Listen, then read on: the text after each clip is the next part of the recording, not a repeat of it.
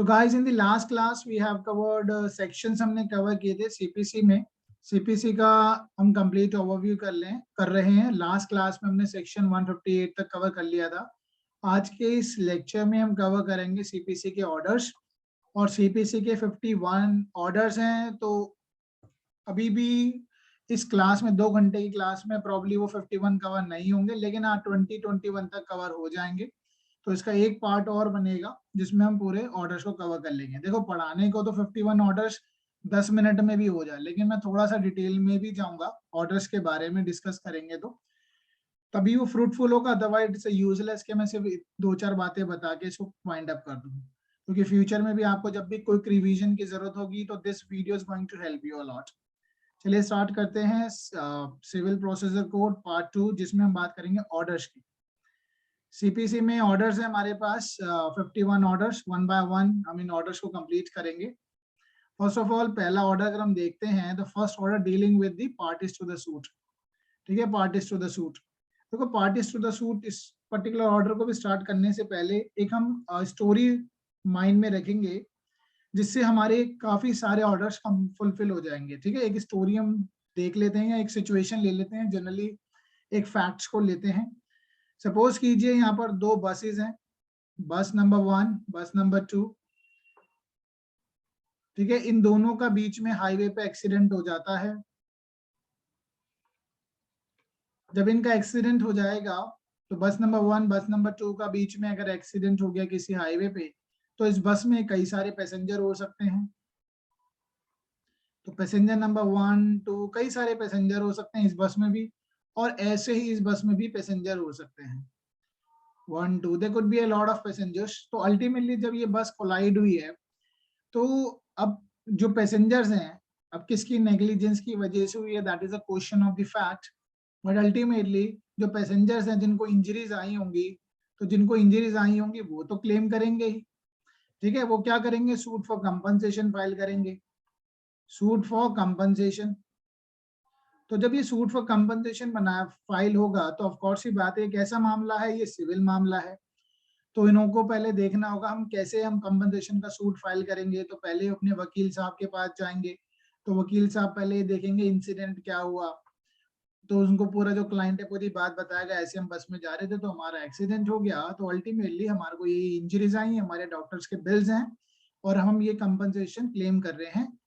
अब इसमें क्वेश्चन ये राइज होगा, जब हम ये सूट फाइल करेंगे तो जब वकील साहब को बातें बताएंगे पूरी, तो वकील साहब सबसे पहले ये सोचेंगे भाई हमें अब जब दावा डालना है, सूट जब इंस्टीट्यूट करना है, तो कौन कौन सी पार्टीज बनाई जाए। सूट जब इंस्टीट्यूट करेंगे तो सबसे पहला काम होगा पार्टीज टू द सूट, ये कौन कौन सी पार्टीज होंगी। तो अगर इसी सिचुएशन को हम लेके चलेंगे और पूरे सीपीसी पे हम इसी को अप्लाई करते चलेंगे, बाद में सिचुएशन को ट्विस्ट भी कर लेंगे आज पर the demands of the order. तो बस नंबर 1 बस नंबर 2, तो जब सपोज कीजिए जो पैसेंजर नंबर 1 है, पैसेंजर नंबर ये, इसको अगर चोट लगी है ज्यादा, तो ये ऐसे बनेगा प्लेंट प्लेंट ये हो गया प्लेंटिफ नंबर 1, जैसे प्लेंटिफ नंबर 1। अब ये जब सूट फाइल करेगा अगेंस्ट द डिफेंडेंट, तो ये किस किस को पार्टीज बनाएगा, ये आपको ध्यान रखना पड़ेगा। तो ये पार्टी किस किस को बना सकता है, बस नंबर 2 को, बस नंबर 1 2 को तो बनाएगा क्योंकि उसने टक्कर मारी है। बस नंबर 1 को भी पार्टी बनाएगा, डिफेंडेंट बना देगा। एंड ठीक है, अब इसमें और किस किस को पार्टीज बनाएगा, प्लेंटिफ नंबर 1 जिसको इंजरीज आई है, कंपनसेशन के लिए सूट डाला है, ये बनाएगा ऑनर ऑफ द बस। ठीक है, ऑनर ऑफ द बस, ये बनाएगा ड्राइवर ऑफ द बस, ये बनाएगा कंडक्टर ऑफ द बस, और ये बनाएगा पार्टी बनाएगा डिफेंडेंट इंश्योरेंस कंपनी। राइट, तो ये सारे पार्टीज बनाएगा। तो यू कैन सी कि एक ही सूट के अंदर इसने प्लेंटिफ सूट फाइल करेगा तो इन सबको पार्टी बनाएगा। ये ऐसा इसलिए करेगा क्योंकि फ्यूचर में to avoid the multiplicity of the suit कोई पार्टी रह ना जाए, तो that becomes a very important. तो अल्टीमेटली जो हमारे वकील साहब होगा उनका काम होगा कि किन किन को पार्टीज बनाना है। तो फर्स्ट ऑफ ऑल मैंने अभी बात करी, फर्स्ट यहाँ पे हमने देखा प्लेंटिफ 1 ने सूट फाइल करा है।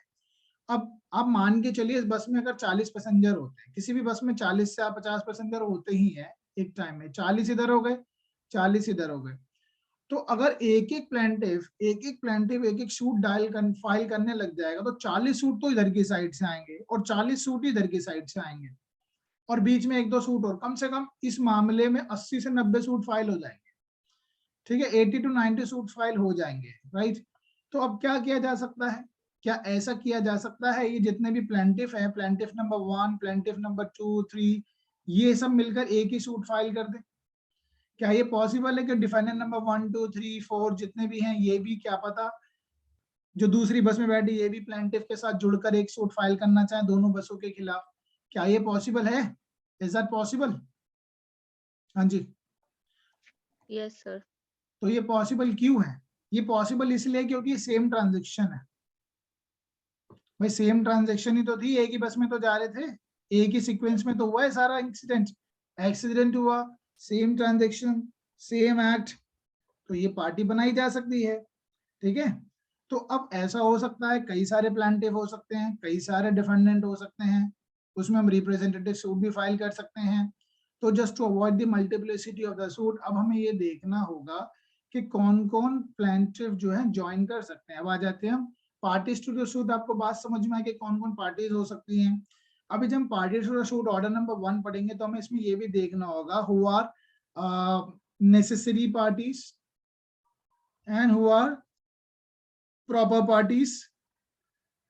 प्रॉपर पार्टी से कौन कौन सी प्रॉपर पार्टी है, तो अभी इसी को यहीं पे सॉल्व कर लेते हैं। अगर हम इसी सिचुएशन को लेकर आगे बढ़ते हैं तो आप मुझे बताइएगा, क्या बस नंबर 1 और बस नंबर 2 ये प्रॉपर पार्टी है, नेसेसरी पार्टी है? बस नंबर 1 और बस नंबर 2 प्रॉपर पार्टी है, नेसेसरी पार्टी है?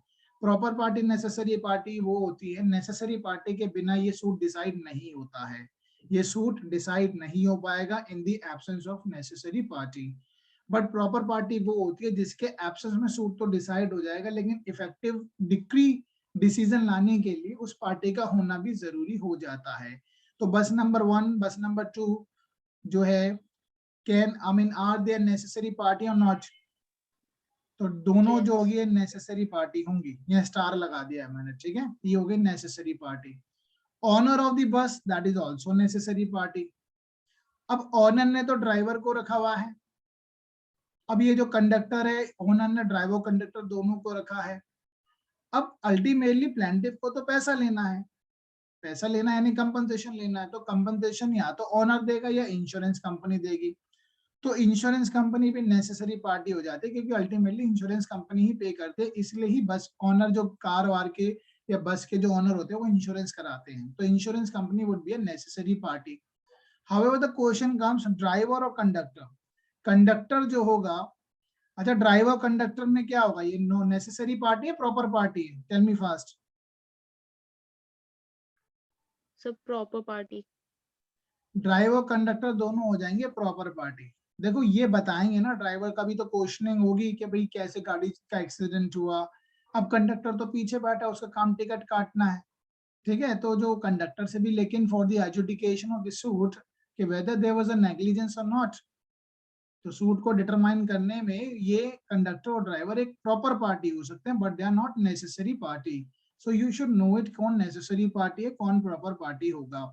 अब रूल नंबर 1 क्या कहता है, who may be joined as a plaintiff. बहुत डिटेल में तो अभी मैं जाऊंगा तो फिर ये मेन सी क्लास हो जाएगी, because it's a overview, otherwise बड़ा इंटरेस्टिंग है ये, एक एक रूल इसका बहुत इंटरेस्टिंग है।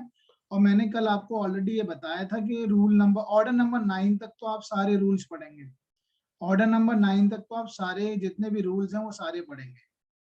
अब वन बाय वन हम ग्रेजुअली इनको करते हैं। Who may be joined as a plaintiff, कौन कौन प्लेंटिफ हो सकता है, ठीक है, यानी ये बात कर रहा है joinder of the plaintiff. Rule number 3 बात कर रहा है जॉइंडर ऑफ ए डिफेंडेंट। कौन कौन हो सकते हैं? All the person may be joined in a one suit as a plaintiff.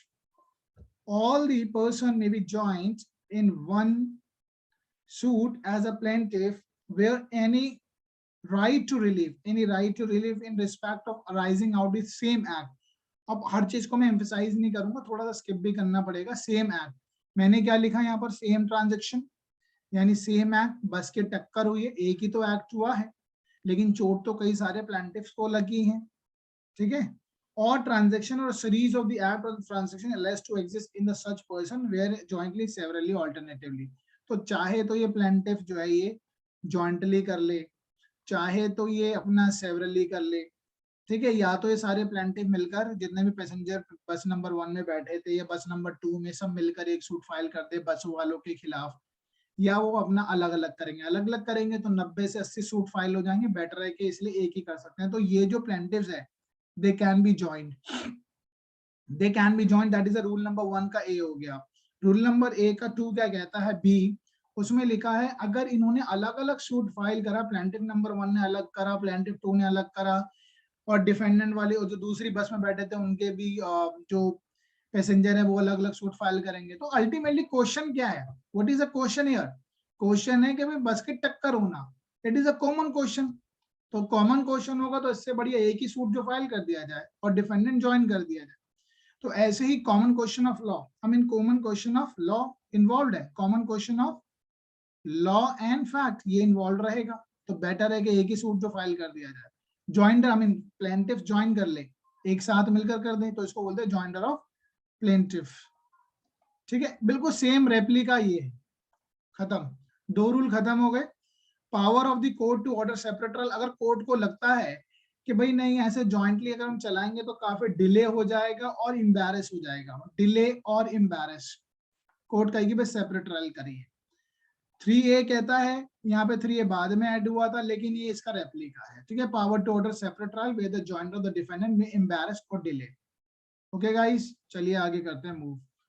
अब सीधा मैंने कुछ फिल्टर करा है क्योंकि मेन सी क्लास नहीं है, थोड़ी सी कुछ चीजों को मैं छोड़ रहा हूँ क्योंकि हमारा ये ओवरव्यू लेना है, हमें कोई रूल्स को पेरीयूज नहीं करना है अभी, लेकिन हाँ जो इंपॉर्टेंट है उनको फिर भी मैं बताऊंगा, क्योंकि आम थिंकिंग के फ्यूचर में कभी कोई भी पेपर आ जाए, इन वीडियो को आप देख लोगे तो आपके लिए ये एक मैराथन की तरीके से रोल करेगी, स्पीड रिवीजन भी हो जाएगा आपका, और जितना सिलेबस प्री के पॉइंट ऑफ व्यू से जरूरी होता है वो एटलीस्ट इसमें से क्वेश्चन बनते हैं। वैसे तो रूल नंबर सारे इंपॉर्टेंट है, 3A के बाद 4 भी इंपॉर्टेंट है, 5 भी इंपॉर्टेंट है, but I am just skipping few. फिर आता है ऑर्डर नंबर 8, वन पर्सन में सू और defend on behalf of the same interest. Same interest अगर है तो एक ही इंसान सू कर सकता है और डिफेंड कर सकता है on behalf of all in the same interest, यानी इसको हम बोलते हैं ऑर्डर नंबर 1 रूल नंबर 8, इसको बोलते हैं रिप्रेजेंटेटिव सूट। रिप्रेजेंटेटिव सूट हो जाता है, रिप्रेजेंटेटिव सूट का यहाँ पे मतलब क्या होगा, यानी एक ही प्लेंटिफ, जैसे पिछले वाली सिचुएशन को अगर हम देखते हैं, यहाँ पर एक ही प्लेंटिफ इन सब प्लेंटिफ के बिहाफ पर, प्लेंटिफ नंबर 1 2 3 इन सब के बिहाफ पे सूट फाइल कर सकता है, राइट। ऐसे ही जो डिफेंडेंट है, डिफेंडेंट भी इन सब डिफेंडेंट के बिहाफ पर सूट को डिफेंड कर सकता है। ओके गाइस, अभी राजस्थान में इससे संबंधित एक क्वेश्चन आया था, right.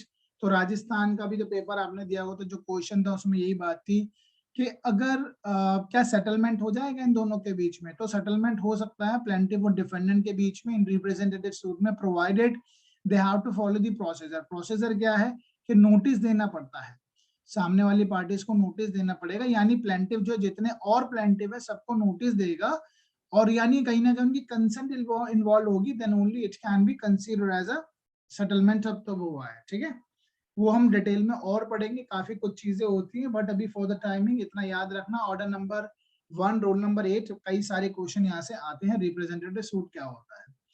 Then the question rule number 9 is very very important. देखो सारे इंपॉर्टेंट जो इस स्क्रीन पे नजर आ रहे हैं वो तो सुपर डुपर इंपॉर्टेंट है, बट उसके अलावा जो मैं अभी नहीं भी स्किप भी कर रहा हूँ तो वो भी इंपॉर्टेंट है, but as compare to this provision which is reflecting on your screen they are most important. ये तो जो दिख रहे हैं वो बहुत इंपॉर्टेंट है, यहाँ ये तो आपको पता ही होना चाहिए। Miss joinder and non joinder, पीछे वाली स्लाइड को दोबारा देखते हैं। मिस जॉइंडर, जो नेसेसरी पार्टीज होनी चाहिए थी, जो नेसेसरी पार्टी सूट में ज्वाइन करने चाहिए थे वो नहीं ज्वाइन कर पाए, तो उसको बोलते हैं मिस जॉइंडर। मिस जॉइंडर यानी गलत पार्टीज जुड़ गई हैं, मिस जॉइंडर, जो नहीं जुड़ने चाहिए थे वो जुड़ गए हैं, और नॉन जॉइंडर जिनको जुड़ना चाहिए था वो नहीं जुड़ पाए हैं, ठीक है। Miss joinder and non joinder, that is rule number 9, बहुत ही इंपॉर्टेंट है रूल नंबर 9। इसका प्रोवाइजो और भी ज्यादा इंपॉर्टेंट है। प्रोवाइजो देखो, no suit shall be defeated by the reason of the misjoinder. अगर कोई पार्टीज मिस जॉइंडर जुड़ भी गए हैं या नॉन जॉइंडर है ऑफ द पार्टी। नॉन ज्वाइंटर कौन सी वाली, ये चीज ध्यान रखना है। नॉन ज्वाइंटर ऑफ अगर नेसेसरी पार्टी, इसको प्रॉपर लिखूंगा मैं, ज्यादा ठीक रहेगा। अगर प्रॉपर पार्टी नहीं जुड़ी है तो कोई फर्क नहीं पड़ता, सूट डिफीट नहीं होगा, सूट डिफीट नहीं होगा, डिफीट नहीं होगा। लेकिन अगर non joinder of necessary party है, if there is a non joinder of necessary party जो कि प्रोवाइजो कहता है, then the suit will be defeated. Suit क्या हो जाएगा, डिफीट हो जाएगा, क्योंकि चल ही नहीं सकता ना सूट बिगर मेन पार्टी के, कैसे चलेगा, राइट। अब जैसे इंश्योरेंस कंपनी, पिछले वाले केस में भी हमने जो बात करें, इसमें अगर इंश्योरेंस कंपनी को या ऑनर को आप पार्टी नहीं बनाएंगे तो ये बहुत बड़ा ब्लंडर हो जाएगा, सूट आगे बढ़ेगा ही कैसे, क्योंकि कंपनसेशन देगा कौन, कंपनसेशन तो उन्हीं को देना है ना, इंश्योरेंस कंपनी को या ड्राइवर, क्या नाम है, owner of the bus, who is going to pay the compensation, it can not be adjudicated, and that's why they are necessary party. If they will not be made a necessary party in the suit, then the suit, how it can be proceed, suit आगे नहीं बढ़ पाएगा, क्योंकि इसको हमको बनाना ही पड़ेगा हमें party. और रही बात इससे संबंधित, अगर आपको कोई पार्टी का ऑब्जेक्शन लेना है तो सेक्शन 13 में ऑब्जेक्शन लगा देना, रूल नंबर 13 में ऑब्जेक्शन की बात की है। अगर कोई नॉन ज्वाइंडर है पार्टी या मिस ज्वाइंडर है तो जो पार्टी है वो ऑब्जेक्शन ले सकती है। ऑफ कोर्स ही बात है, अपोजिट पार्टी ऑब्जेक्शन लेगी उसको। ये इसमें बहुत इंपॉर्टेंट यहाँ से क्वेश्चन बनते हैं कि जो ऑब्जेक्शन है कब ले लेना चाहिए, उसका स्टेज क्या है, व्हाट इज द स्टेज, कौन से स्टेज पे ऑब्जेक्शन लेना चाहिए। All the objection on the ground of non-joinder or misjoinder of the party shall be taken at earliest possible opportunity। क्या लिखा है, earliest, जितना जल्दी हो जाए उतना जल्दी ले लिया जाए। And in all case where the issues are settled at, जब, एक तो पहला पॉइंट हो गया earliest, दूसरा पॉइंट क्या हो गया, जब इश्यूज को सेटल किया जा रहा है। इश्यूज को सेटल, इश्यू सेटल का मतलब क्या है, फ्रेमिंग ऑफ इश्यूज, यानी order number 14, am I right. Third, before the settlement of issue, ठीक है, before settlement of issue, before settlement of issue, यहां से क्वेश्चन 100% बनता है आपको। अगर उस पार्टी ने, अपोजिट पार्टी ने ऑब्जेक्शन नहीं लिया इस दौरान, तो इसको मान लिया जाएगा कि उस पार्टी ने ऑब्जेक्शन जो है वो क्या कर दिया है, वेव्ड कर दिया है। Is that clear? ये 4 पॉइंट ध्यान रखने हैं आपको, रूल नंबर 13 से संबंधित होंगे। खत्म हो गया रूल नंबर 13। अब ये 10 जो बीच में मैंने छोड़ दिया था, इसलिए छोड़ा था क्योंकि कॉम्बिनेशन है, 9 के साथ 13 पढ़ते हैं, राइट। एंड 10 क्या कहता है, 10 कहता है suit in the name of wrong plaintiff. अब गलत प्लेंटिफ के नाम पर सूट फाइल कर दिया है, suit in the name of wrong plaintiff, यानी ये suit has to be filed by the owner of the property ने करना था, लेकिन उसके एजेंट ने कर दिया। एजेंट कर तो सकता है लेकिन इसको रेक्टिफाई कर देगी कोर्ट, ठीक है, नाम चेंज हो जाएगा। तो कोर्ट क्या कर सकते हैं, मे स्ट्राइक आउट और एड दी पार्टीज, कुछ पार्टीज अगर रह गई हैं या कुछ पार्टी को हटाना है, उसको ऐड कर सकती है, हटा सकती है, ठीक है। तो ऐसे डिफेंडेंट कैन बी एडेड। अगर डिफेंडेंट को ऐड किया जाएगा तो प्लेन टू बी अमेंडेड, तो उस हिसाब से प्लेन जो अमेंड भी होगी, ठीक है। अगर किसी भी डिफेंडेंट को बाद में ऐड किया गया है तो plaint has to be amended, that is the rule number 10। तो 10 अभी हमने ऊपर से सुपरफिशियली देख लिया है, जब हम पढ़ेंगे इसको मेंस के पर्पस से तो वो अलग ही लेवल पे हम इसको बात करेंगे, राइट, क्योंकि इसमें कुछ केस लॉस भी होंगे, विल डू दैट। तो ये हमारा हो गया ऑर्डर नंबर 1।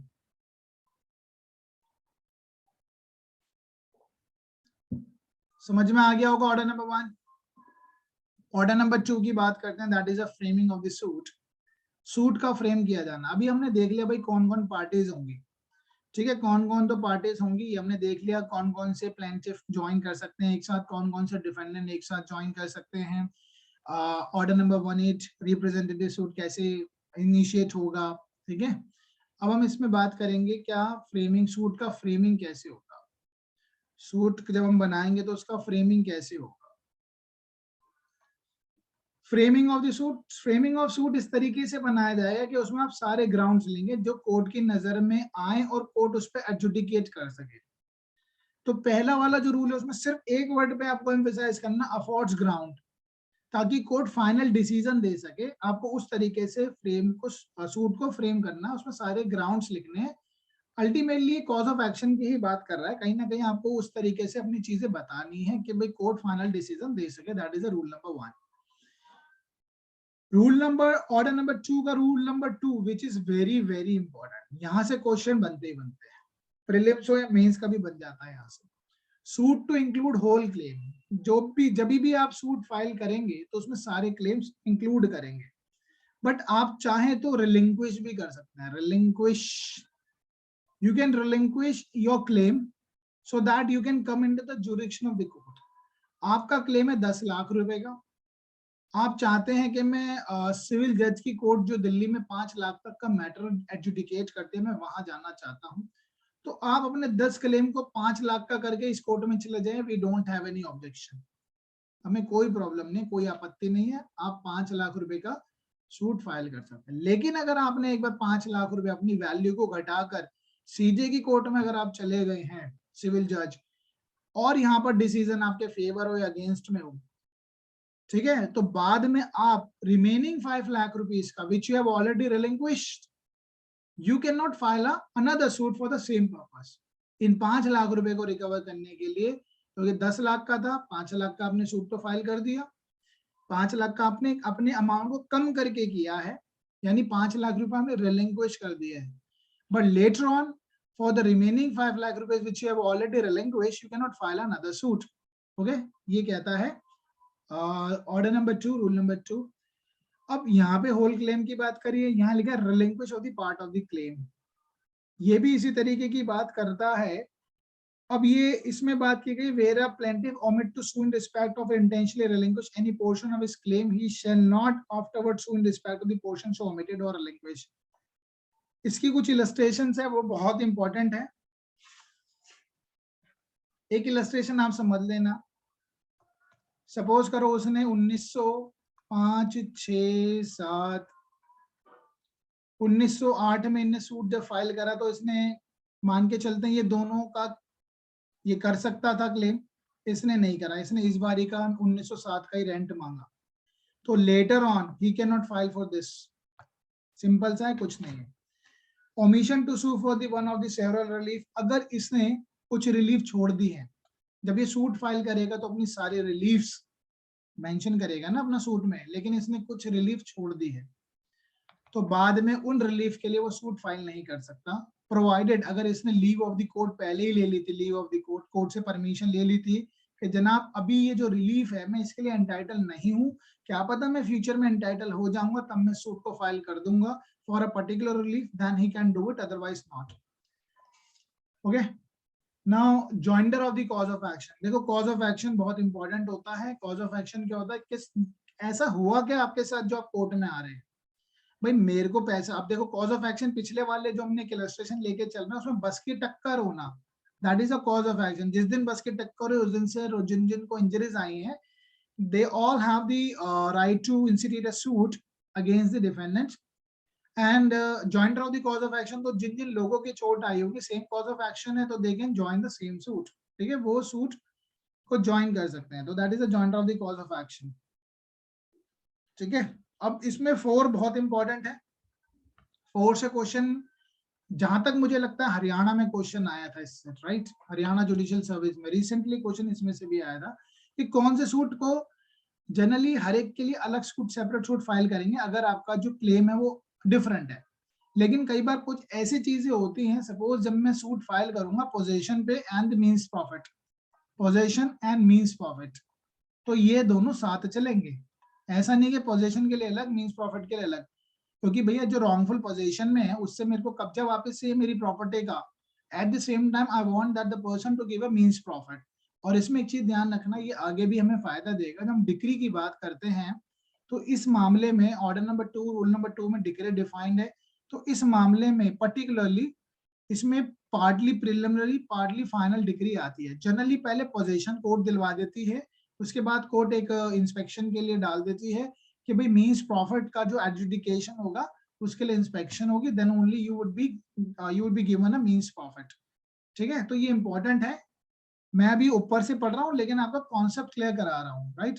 तो 4th में बी सी भी इंपॉर्टेंट होंगे कि वैसे तो अलग सूट होना चाहिए, there must be separate suit, however there could be a lot of suits which can be clubbed together and they can be filed in the same suit. Now then we have 5 claims by or against the executor, administrator or the heirs।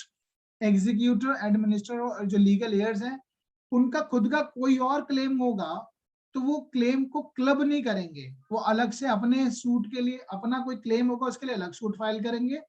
और जो legal years हैं यानी जिसकी death हो गई थी उनका अगर कोई सूट है फाइल करना है तो that has to be separately file होना चाहिए। अंदर इसमें एक बात और होगी, वो हम डिटेल में बाद में पढ़ेंगे जब इनको रूल्स को डिस्कस करेंगे, क्योंकि मुझे आज के लेक्चर में प्रॉब्ली 20 तो मुझे ऑर्डर्स कवर करने ही हैं with in the 2 hours. Then we have a power of the court to order a separate trial. अगर कोर्ट को लगता है कि भाई डिले हो जाएगा कॉज ऑफ एक्शन को, यानी साथ जोड़ने से कई लोगों को तो डिले हो जाएगा, तो कोर्ट क्या करेगी, सेपरेट ट्रायल के लिए बोल देगी, प्रोवाइडेड इसमें 3 ग्राउंड्स है। पीछे हमने कितने पढ़े थे, 2 ग्राउंड, एम्बैरस और डिले। एम्बैरस और डिले यहाँ पढ़ेंगे, इनकन्वीनियंट भी ऐड हो जाएगा, ठीक है, एम्बैरस, डिले और इनकन्वीनियंट, ठीक है। कोई भी इसका फंडा बना लेना, DIE या DEDI जो भी आप बनाना चाहे तो, एम्बैरस, डिले और inconvenient, okay. Objection as to misjoinder, अभी हमने लास्ट रूल में भी पढ़ा था, order number 1 rule number 13, objection as to misjoinder. तो यहाँ पे भी हम पढ़ रहे हैं ऑब्जेक्शन एज टू मिसजॉइंडर, ठीक है। मल्टीफेरसनेस, अगर कोई ऑब्जेक्शन आता है, कोई ऑब्जेक्शन है पार्टी को तो उसको जितना जल्दी लगा दे वो बढ़िया है, नहीं लगाएगी तो उसको वेव्ड ऑफ मान लिया जाएगा। वेव वही तीनों चारों जो ग्राउंड्स है वो यहाँ पे भी अप्लाई हो जाएंगे। That is order number 2, it's been done. काफी इंपॉर्टेंट इसमें ऑर्डर नंबर 2 रूल नंबर 2 रहता है। Let's proceed further. Order number 3 which is also very important, इसमें आपको पता होना चाहिए रिकॉग्नाइज एजेंट कोर्ट में कौन अपीयर हो सकता है। क्या आप और मैं अपीयर हो सकते हैं, हम वकील नहीं है तो आप और मैं भी अपीयर हो सकते हैं, राइट। हम क्या क्या लाएंगे अगर हम ही अपीयर होंगे, तो अगर मैं प्लेंटिफ हूं तो प्लेंटिफ इन पर्सन, अगर मैं डिफेंडेंट हूं तो डिफेंडेंट इन पर्सन कहलाऊंगा मैं, ठीक है, डिफेंडेंट इन पर्सन। तो हम अपीयर हो सकते हैं। हमारे अलावा कौन अपीयर हो सकता है, देखो यहाँ लिखा है इन पर्सन, और बाय रिकॉग्नाइज एजेंट अपीयर हो सकता है, और बाय प्लीडर। रिकॉग्नाइज एजेंट कौन होगा, उस एजेंट के पास क्या होना चाहिए, आपके द्वारा बनाई हुई पावर ऑफ अटॉर्नी होनी चाहिए, then only he can appear before the court, right, then only he can appear. अब कोर्ट चाहे तो उसमें एग्जाम्पशन भी होती है कि वो उन लोगों को एग्जाम भी कर सकता है, वो अलग चीज है, बट अभी इतना ही समझेंगे, रिकॉग्नाइज एजेंट जिसके पास पावर ऑफ अटॉर्नी होगी। एंड डिटेल में मैं नहीं जा पा रहा हूँ, ठीक है, अदरवाइज इसके सारे रूल्स पढ़ने लगूंगा तो फिर दो ही एक ऑर्डर हो जाए, वही बहुत बड़ी बात है। Then service of the process of the recognized agent, you may leave it for the time। अच्छा, इसमें एक important चीज है, थर्ड वाले में, फोर्थ में, ठीक है, अपॉइंटमेंट ऑफ लीडर, ये क्वेश्चन यहाँ से बनता है। अपॉइंटमेंट ऑफ लीडर, आप और मैं अगर हम चाहेंगे, मैं तो कोर्ट में नहीं जा पा रहा हूँ, ठीक है, तो हमें क्या करना पड़ेगा, अपने प्लीडर यानी वकील को अपॉइंट करना पड़ेगा। तो वकील कैसे अपॉइंट होते हैं, बाय द फाइलिंग ऑफ वकालतनामा। वकालतनामा, ये पूछा जा सकता है वकालतनामे का जिक्र कहाँ पर है, तो ऑर्डर नंबर 3 रूल नंबर 4 में वकालतनामा की बात की गई है, इनडायरेक्टली वर्ड यूज नहीं हुआ है वकालतनामा। तो यहाँ लिखा no pleader shall act for any person in the court unless he has been appointed for the purpose by with the person by document in writing। लिखित में होता है वकालतनामा, आपने देखा ही होगा, and it has to be registered, ठीक है, वो कोर्ट में रिकॉर्ड पे भी होना चाहिए, ठीक है। अगर वो रिकॉर्ड में नहीं है तो आप आर्गुमेंट नहीं कर पाएंगे। लेकिन एक चीज ध्यान रखना, सीनियर एडवोकेट्स वकालतनामा नहीं लगाते हैं, ठीक है, मेमो ऑफ अपीयरेंस लगाते हैं, वो पता है ये बात, हाँ जी, वकालतनामा नहीं लगाते सीनियर एडवोकेट्स। नाउ 4 के बाद हम आगे चलेंगे, देन ऑर्डर नंबर हमारा 3 हो गया। 4 में हमारे लिए है काफी इंपॉर्टेंट चीज है 4, तो institution of the suit. Suit कैसे इंस्टीट्यूट होगा, by filing of the plaint होगा, by filing of the plaint. अब इसके साथ मैंने आपको ऑलरेडी बताया था सेक्शन नंबर 26 जो कल के लेक्चर में हमने कवर किया था, सेक्शन 26 को पढ़ते हैं। आपको ध्यान क्या रखना है, suit to be institute by filing of the plaint and it has to be, copy जो फाइल होगी वो डुप्लीकेट में होगी, राइट, डुप्लीकेट कॉपी होगी। अब ये आपको जो प्लेन फाइल करनी है कोर्ट में जाके करेंगे, भाई कोर्ट में तो जाएंगे लेकिन क्या जहाँ पे कोर्ट बैठी होती है वहां जाके करते हैं, answer is no. Filing counter में अपना सूट इंस्टीट्यूट करवा दीजिए, वहीं पे फाइलिंग काउंटर में लगा दीजिए। जनरली इसमें लिखा तो है कोर्ट, यहाँ लिखा है every suit shall be institute by the presenting a plaint and duplicate to the court को, और such officer designated by the as it appointed in this behalf. तो कोर्ट ने, अब कोर्ट के हर एक, मतलब एक हमारा फाइलिंग काउंटर है, वहां पर हम अपना सूट इंस्टीट्यूट करते हैं। तो जिस दिन हमने वहां पर फाइल कर दिया, मान लिया जाएगा सूट इंस्टीट्यूट हो गया है, प्रोवाइडेड सारे टर्म्स एंड कंडीशन फुलफिल हो चुकी हो, ठीक है। It has to be with in the limitation period में होना चाहिए। वो सारी चीजों को देखते हुए then the court, I mean it will be consider the suit has already been instituted. क्या हम जो सूट इंस्टीट्यूट कर सकते हैं, मानो कि लास्ट डे हो, मान के चलते हैं कि आखिरी दिन है, हमारा सूट ऑफ लिमिट जो लिमिटेशन पीरियड है वो एक्सपायर्ड हो जाएगा, तो क्या हम जज साहब के घर पे जाके कर सकते हैं कि जज साहब हमारा आज आखिरी दिन है, इसका डेट खत्म हो जाएगी तो आप एडमिट कर लीजिए? ऐसा किया जा सकता है बट ऐसा होता नहीं है, बहुत कम होता है। Once in a blue moon हो जाए तो हो जाएगा। तो जज साहब वहां पे अपने घर पे भी एडमिट कर सकते हैं, लेकिन प्राइवेसी का इंटरफेरेंस क्वेश्चन अराइज होंगे, तो इसलिए ऐसा जनरली होता नहीं है, पहले आपको कर देना चाहिए। ओके, तो इसमें रूल्स जो होंगे जब हम प्लेन इंस्टीट्यूट सूट इंस्टीट्यूट करेंगे, that has to comply with the order number 6 pleading generally and 7। इन दोनों को कंप्लाई करना पड़ेगा क्योंकि प्लेंट का तो ऑर्डर नंबर 7 है and the pleading generally order number 6। 26 मैंने यहाँ पे इसलिए लिखा है क्योंकि वहां पर आपको मैं कल भी बताया था, वहां एफिडेविट की बात है। एफिडेविट के साथ आपको अपना प्लेंट फाइल करना होगा, और जब भी आप प्लेन फाइल करते हैं तो उसके साथ आपकी वेरिफिकेशन भी होती है, एफिडेविट भी लगता है, वो हम ऑर्डर नंबर 7 में समझ लेंगे। जैसे ही सूट रजिस्टर हो जाएगा तो आपको एक एंट्री नंबर मिल जाएगा, ठीक है। तो आप जनरली कैसे सूट प्लेन कैसे फाइल करते हैं, आप फाइल करते हैं इन दी कोर्ट ऑफ श्री, लिखना चाहें तो श्री लिख देते हैं आप, डैश डैश जज का नाम of 30 Hazari court Delhi, 30 Hazari court Delhi, ऐसे लिख देते हैं आप। नीचे एक डैश डालते हैं, फिर ऑफ लिखते हैं 2021 लिखते हैं, ठीक है। सूट नंबर लिख देते हैं आप, ये सूट नंबर ये खाली छोड़ देते हैं आप। तो ये जो नंबर होगा ये आपको कौन देगा, रजिस्ट्री देगी, कोर्ट देगी, ठीक है। आगे चलते हैं। Now then we have order number 4, sorry order number 5, that is dealing with the issue and the service of summon. Important रहता है प्रीलिम्स के पॉइंट ऑफ व्यू से। सारे रूल्स आपको पढ़ने हैं, लेकिन मैं फिल्टर करके पढ़ा रहा हूँ, जब हम पढ़ेंगे तो डिटेल में पढ़ेंगे ही। Issue and service of the summon. अब कोर्ट में जब हम गए तो हमने प्लेंट तो फाइल कर दी और प्लेंट हमारे एडमिट भी हो गई, तो अब बारी आती है समन्स की। तो समन इश्यूज होंगे, समन इशू होंगे। समन किसके पास जाएंगे, यहाँ पे बात कर रहे हैं हम डिफेंडेंट के पास जाते हैं। समन वैसे अक्सर विटनेस के पास भी जाते हैं, राइट। तो अभी हम बात करें डिफेंडेंट के पास जाएंगे समन, कि वो अपनी बात को आके आंसर दे, and it I mean that person has to give a submit his written statement within the 30 days, within 30 days, 30 दिन के अंदर। कौन सा 30 दिन के अंदर, from the date of service of summon, from the date of service of summon, जिस दिन सर्विस होगी समन का, सर्विस ऑफ समन। अब सर्विस ऑफ समन का मतलब यहाँ पर क्या है, भाई मैंने भेजे हैं, मैंने 1 तारीख को 1 जनवरी को 2021 को समन, कोर्ट से ऑर्डर ले लिया था कि भाई समन भेजे जाए, कोर्ट ने एडमिट कर ली मेरी प्लेंट, और अब मैंने समन, जब मैं क्या कहते हैं इसको, मैं पोस्ट ऑफिस गया, वहां पे मैंने सबमिट कर दिया, लेकिन ये जो समन जो है 1 तारीख को जो ऑर्डर भी आ गया समन को सर्व करने का, वो समन सर्व होते हैं मानो 10 तारीख को होते हैं, 10 जनवरी 2021 को डिफेंडेंट के पास पहुंचे, तो यहाँ से 30 दिन माने जाएंगे, ठीक है। यहाँ से 30 दिन के अंदर डिफेंडेंट को आना होगा कोर्ट में। कोर्ट में आके वो चाहे तो अब कोर्ट से थोड़ा ज्यादा टाइम मांग सकता है। तो कोर्ट कितना टाइम दे सकती है, court can give extra 60 days और दे सकती है। तो अल्टीमेटली 90 डेज की बात लिखी है, लेकिन हम कॉन्सेप्ट की क्लैरिटी आपको होनी चाहिए। From the date of the service provided में लिखा है, प्रोवाइडेड में not be later than 90 days, से ज्यादा समय नहीं होगा। 90 डेज में ऑलरेडी 30 डेज इंक्लूड है, बट ऑलरेडी मैं कल आपको एक केस बताया था जिसमें वो 90 दिन से भी ज्यादा हो सकता है, सालेम एडवोकेट बार एसोसिएशन का केस, राइट। तो उसमें 90 दिन से ज्यादा हो सकता है। अब इसमें एक चीज इंपॉर्टेंट आप याद रखना, क्योंकि जब भी, वैसे तो प्रीलिम्स अभी लाइन अप नहीं है कोई और एग्जाम, आपसे कमर्शियल सूट भी पूछा जाता था, सूट ऑफ कमर्शियल नेचर के मामले में 120 दिन है, 120 डेज है, ये याद रखिएगा। नाउ समन तो चलो सर्व हो गए, उसको पता भी लग गया डिफेंडेंट को।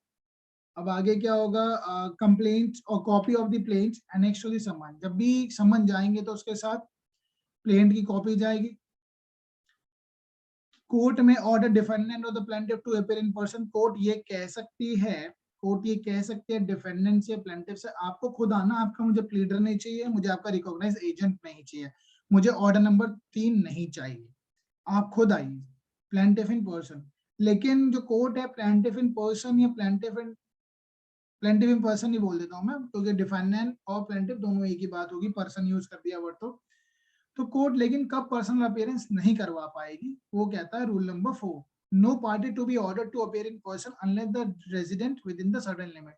अगर वो जो पर्सन है, पर्सन मीन प्लेंटिफ और डिफेंडेंट, इसमें 50 माइल्स की बात की गई है। फर्स्ट ऑफ ऑल अगर वो इंसान कोर्ट की लोकल ज्यूरिडिक्शन में रहता है तो कोर्ट उसको बुला लेगी। भाई कमला नगर कोई कोर्ट है, 30,000 की कोर्ट है, तो कमला नगर में रहता तो बुला लेगी, बिल्कुल लोकल ज्यूरिडिक्शन में आ रहा है।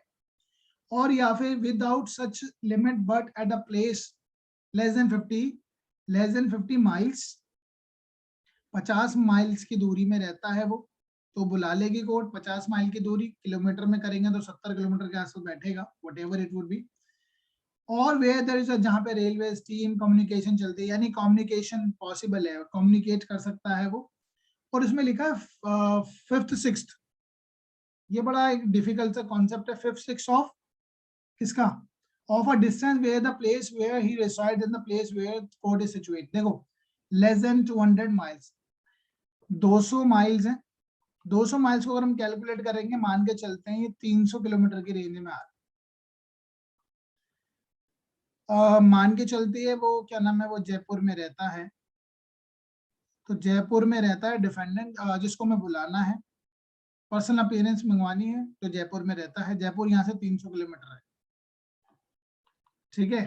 तो 300 किलोमीटर किसका निकालेंगे हम, 300 किलोमीटर निकाल लेंगे इसका, सॉरी 300 किलोमीटर का 5th 6th निकल जाएगा, लगभग 250 किलोमीटर जो भी आएगा। तो 250 किलोमीटर जो हो गया वो 200 माइल से अगर ज्यादा है तो उसकी पर्सनल अपीयरेंस नहीं होगी, अदरवाइज पर्सनल अपीयरेंस हो जाएगी, ठीक है। ये एक फंडा है याद रखने का। वैसे तो 1-2 बार क्वेश्चन आया इसमें से एमसीक्यू, तो आप ध्यान रख लीजिएगा। ऐसा ही एक फंडा आगे भी मिलेगा आपको, ठीक है। वहां पे 200 किलो माइल्स नहीं है, वहां पे 500 किलोमीटर का जिक्र होगा, तो वो भी हम देख लेंगे।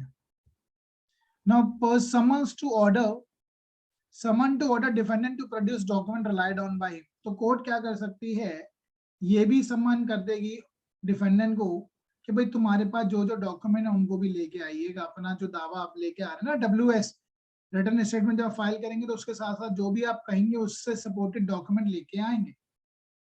On issue of the summon for the final disposal, defendant to be directed to produce his witness, तो कोर्ट ये भी कह सकती है भाई आपके पास जो भी विटनेसेस हैं, on issuing of the summon for the final disposal की जब बात आएगी, डिफेंडेंट को ये कहा जाएगा अपने विटनेसेस भी साथ लेके आइएगा।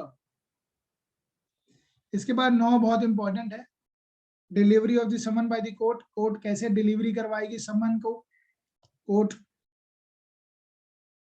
ठीक है। तो ये करवाएगी, प्रॉपर ऑफिसर भेजेगी,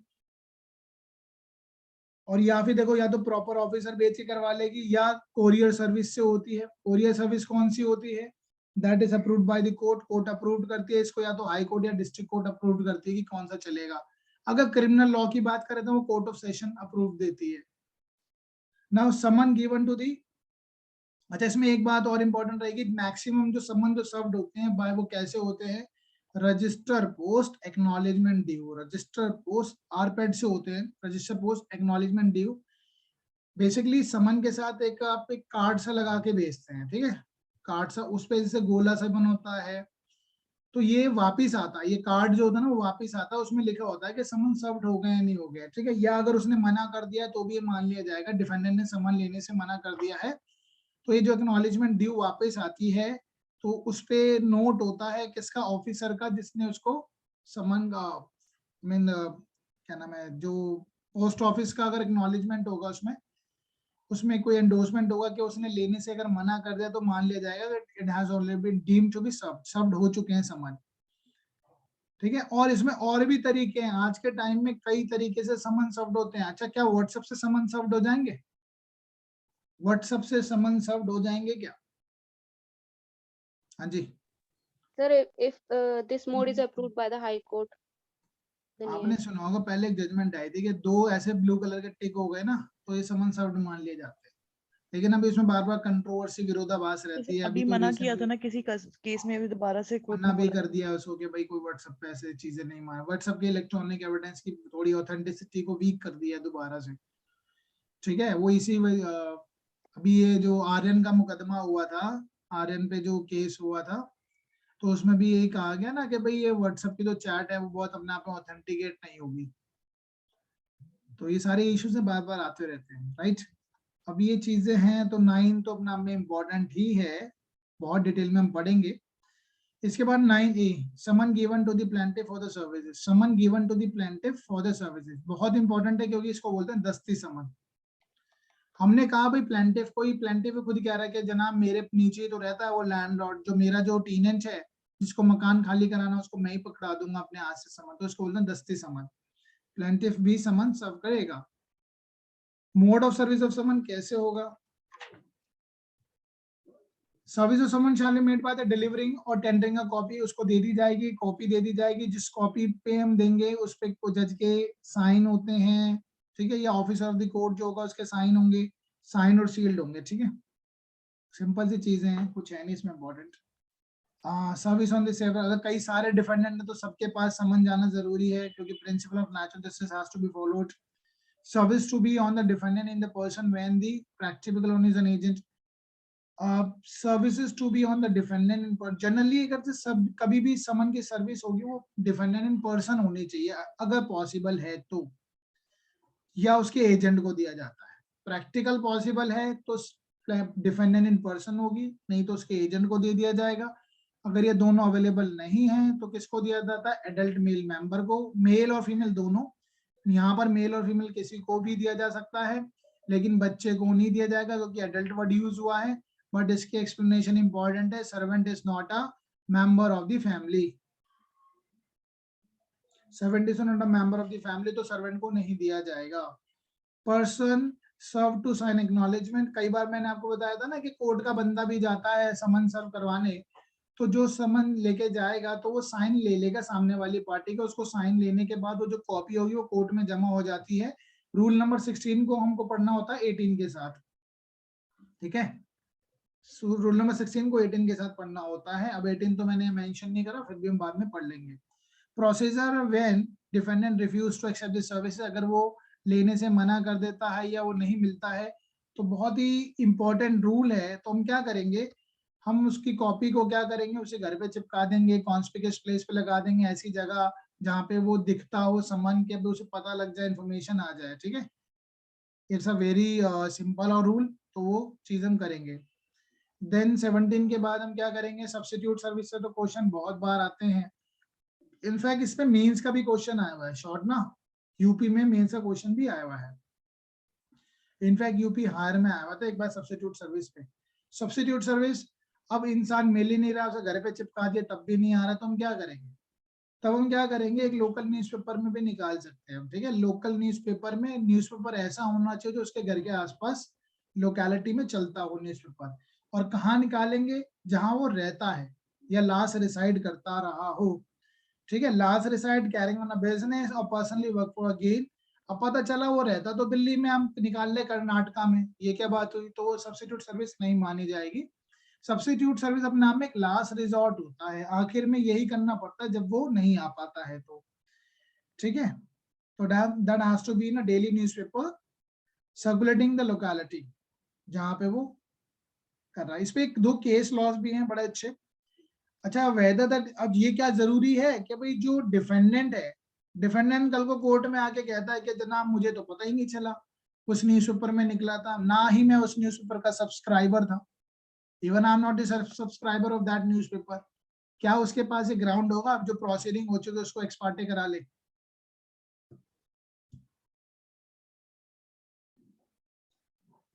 हाँ जी, बताइए, I think are you yes guys sir. Listening? हाँ जी, सर वो करवा सकता है ex parte order set aside.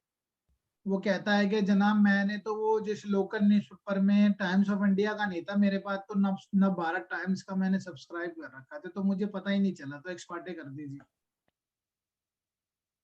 हम्म,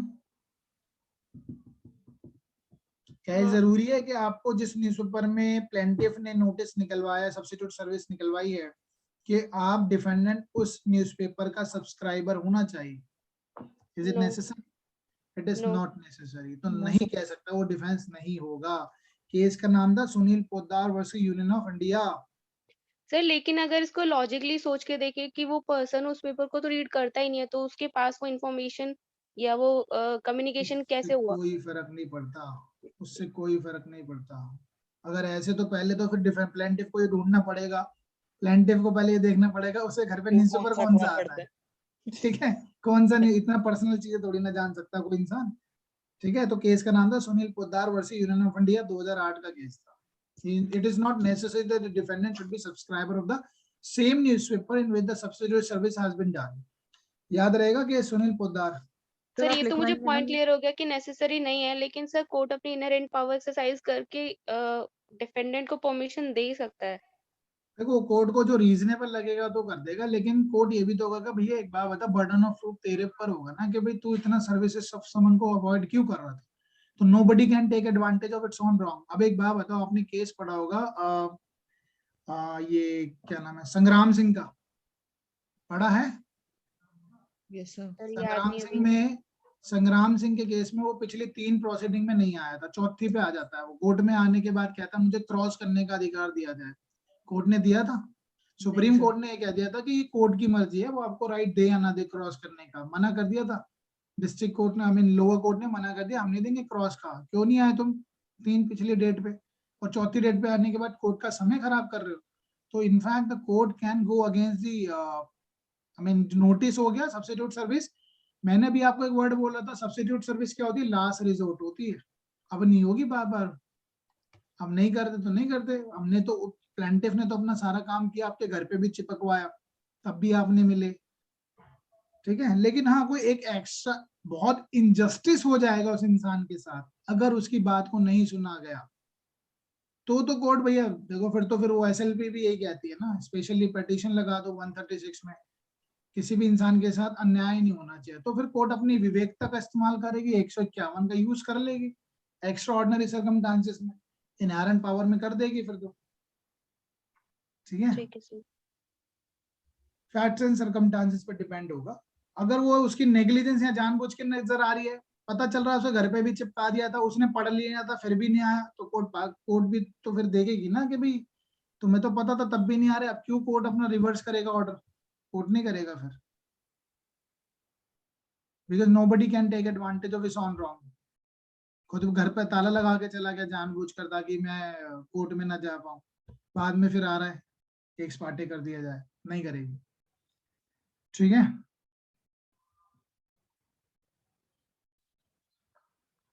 ओके।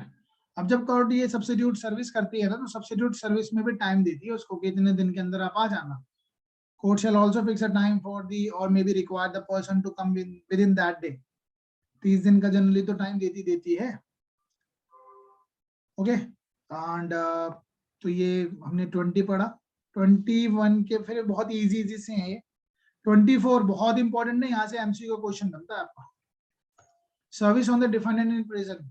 अब जब वो कोई इंसान कैद में है, तो कैद में किसको सर्व होंगे समन? वहां के जेलर को होंगे। ठीक है, जेलर का काम है फिर ये उसको बताना जो कैद में है, और ये उसकी ड्यूटी भी बनती है किसकी? जेलर की। ठीक है, जेलर की ड्यूटी बनती है कि भाई वो ये भी बताएगा कि समन सर्व्ड हो चुके हैं, आपने मुझे दिया, मैंने प्रिजनर को भी बता दिया था। ठीक है, ये एमसीक्यू में बहुत बार आता है, section 24। Service on service on civil public officer on the servant of the railway company और लोकल अथॉरिटीज। तो अगर वहां के हेड को कर दिया जाएगा, ठीक है, और लेकिन इनकी सबकी ड्यूटी बन जाती है एट द सेम टाइम, इन सब लोगों की ड्यूटी होगी। अब ये फॉरेन सर्विस वगैरह वाले बहुत इजी से हैं, जब हम मेंस के लिए पढ़ेंगे तो मैं सारे बता दूंगा, बहुत सिंपल सा तरीका है। एक ऑलरेडी सेक्शन 26 की बात करें तो एक हमारा एक ऑलरेडी एक डिपार्टमेंट होता है, जिस कोर्ट होता है जिसका काम है फॉरेन सर्विस समन करवाना। 28 क्या कहता है? Service on the soldier, seller और एयरमैन। इसमें किसके पास समन सर्व होते हैं? Commanding officer. ठीक है, कमांडिंग ऑफिसर को सर्व होंगे नोटिस। और वो क्या करेगा, वो समन को है ना जो जिसको जाना है उसको बताएगा, ये उसकी ड्यूटी बन जाती है। तो 29 में ड्यूटी है इन सब लोगों की, duty of the person to summon, duty of the person to whom the summon is delivered और सेंड फॉर द सर्विस। इन सब की जिनको भेजा गया ना, यहाँ पे हमने किसको भेजा, जेलर को, यहाँ पे वहां के हेड को भेज दिया, यहाँ पे हमने भेज दिया कमांडिंग ऑफिसर। तो इन तीनों की ड्यूटी है कि समन की तामील होनी चाहिए, उस इंसान तक पहुंचना चाहिए। और 30 substitution of the letter for the summon. देखो यहाँ पर क्या लेटर वर्ड यूज हुआ है, कई बार हमें कुछ ऐसे रिनाउंड लोगों को हमें समन ना भेजकर हम उसको लेटर ऑफ रिक्वेस्ट के फॉर्म में भेजेंगे, लेटर ऑफ रिक्वेस्ट। समन थोड़ा गलत सा लगेगा ना, कोई डिग्निफाइड इंसान को भेजना है तो समन नहीं, लेटर ऑफ रिक्वेस्ट भेजेंगे। एम्बेसडर को भेजना है, किसी को भेजना है, तो वह समन ना भेजकर हम लेटर ऑफ रिक्वेस्ट के फॉर्म में भेजते हैं, लेटर भेजते हैं। तो that is order number 5 which is very important. याद रखना, सारे रूल्स एक एक करके हम कर लेंगे, लगभग एक लेक्चर पूरा समन पे ही जाएगा 2 घंटे का। अब आता है pleading generally, order number 6 pleading generally. Pleading generally का मतलब क्या है, जो सामान्य तौर पर क्या प्लीडिंग रहेंगी। देखो एक चीज बात समझना, आप कहीं पे भी प्रैक्टिस कर लें, चाहे आप जज बने चाहे वकील बने, अगर आपको ड्राफ्टिंग अच्छी नहीं आती तो it's would be very difficult for you to understand the case. Case ही समझ में नहीं आएगा आपको, केस को सूट का जो ड्राफ्टिंग है, कौन सी चीज कहाँ लिखी जानी है, क्या चीज होनी चाहिए क्या नहीं होना चाहिए, वो बहुत अच्छे से ज्ञान होना चाहिए। तो अगर आप लोगों ने कुछ चीज अगर मिस करी है ड्राफ्टिंग को लेकर, तो ड्राफ्टिंग का कुछ अगर आप क्रैश कोर्स या वगैरह कुछ भी अगर कोर्स कर सकते हैं तो कर लेना चाहिए, ठीक है। But at the same time जब मैं आपको इनको डिटेल में बताऊंगा प्लेन टू डब्ल्यूएस कैसे ड्राफ्ट होती है, ऑर्डर नंबर 7 और 8, तो उससे भी आपका बहुत अच्छा काम चल जाएगा।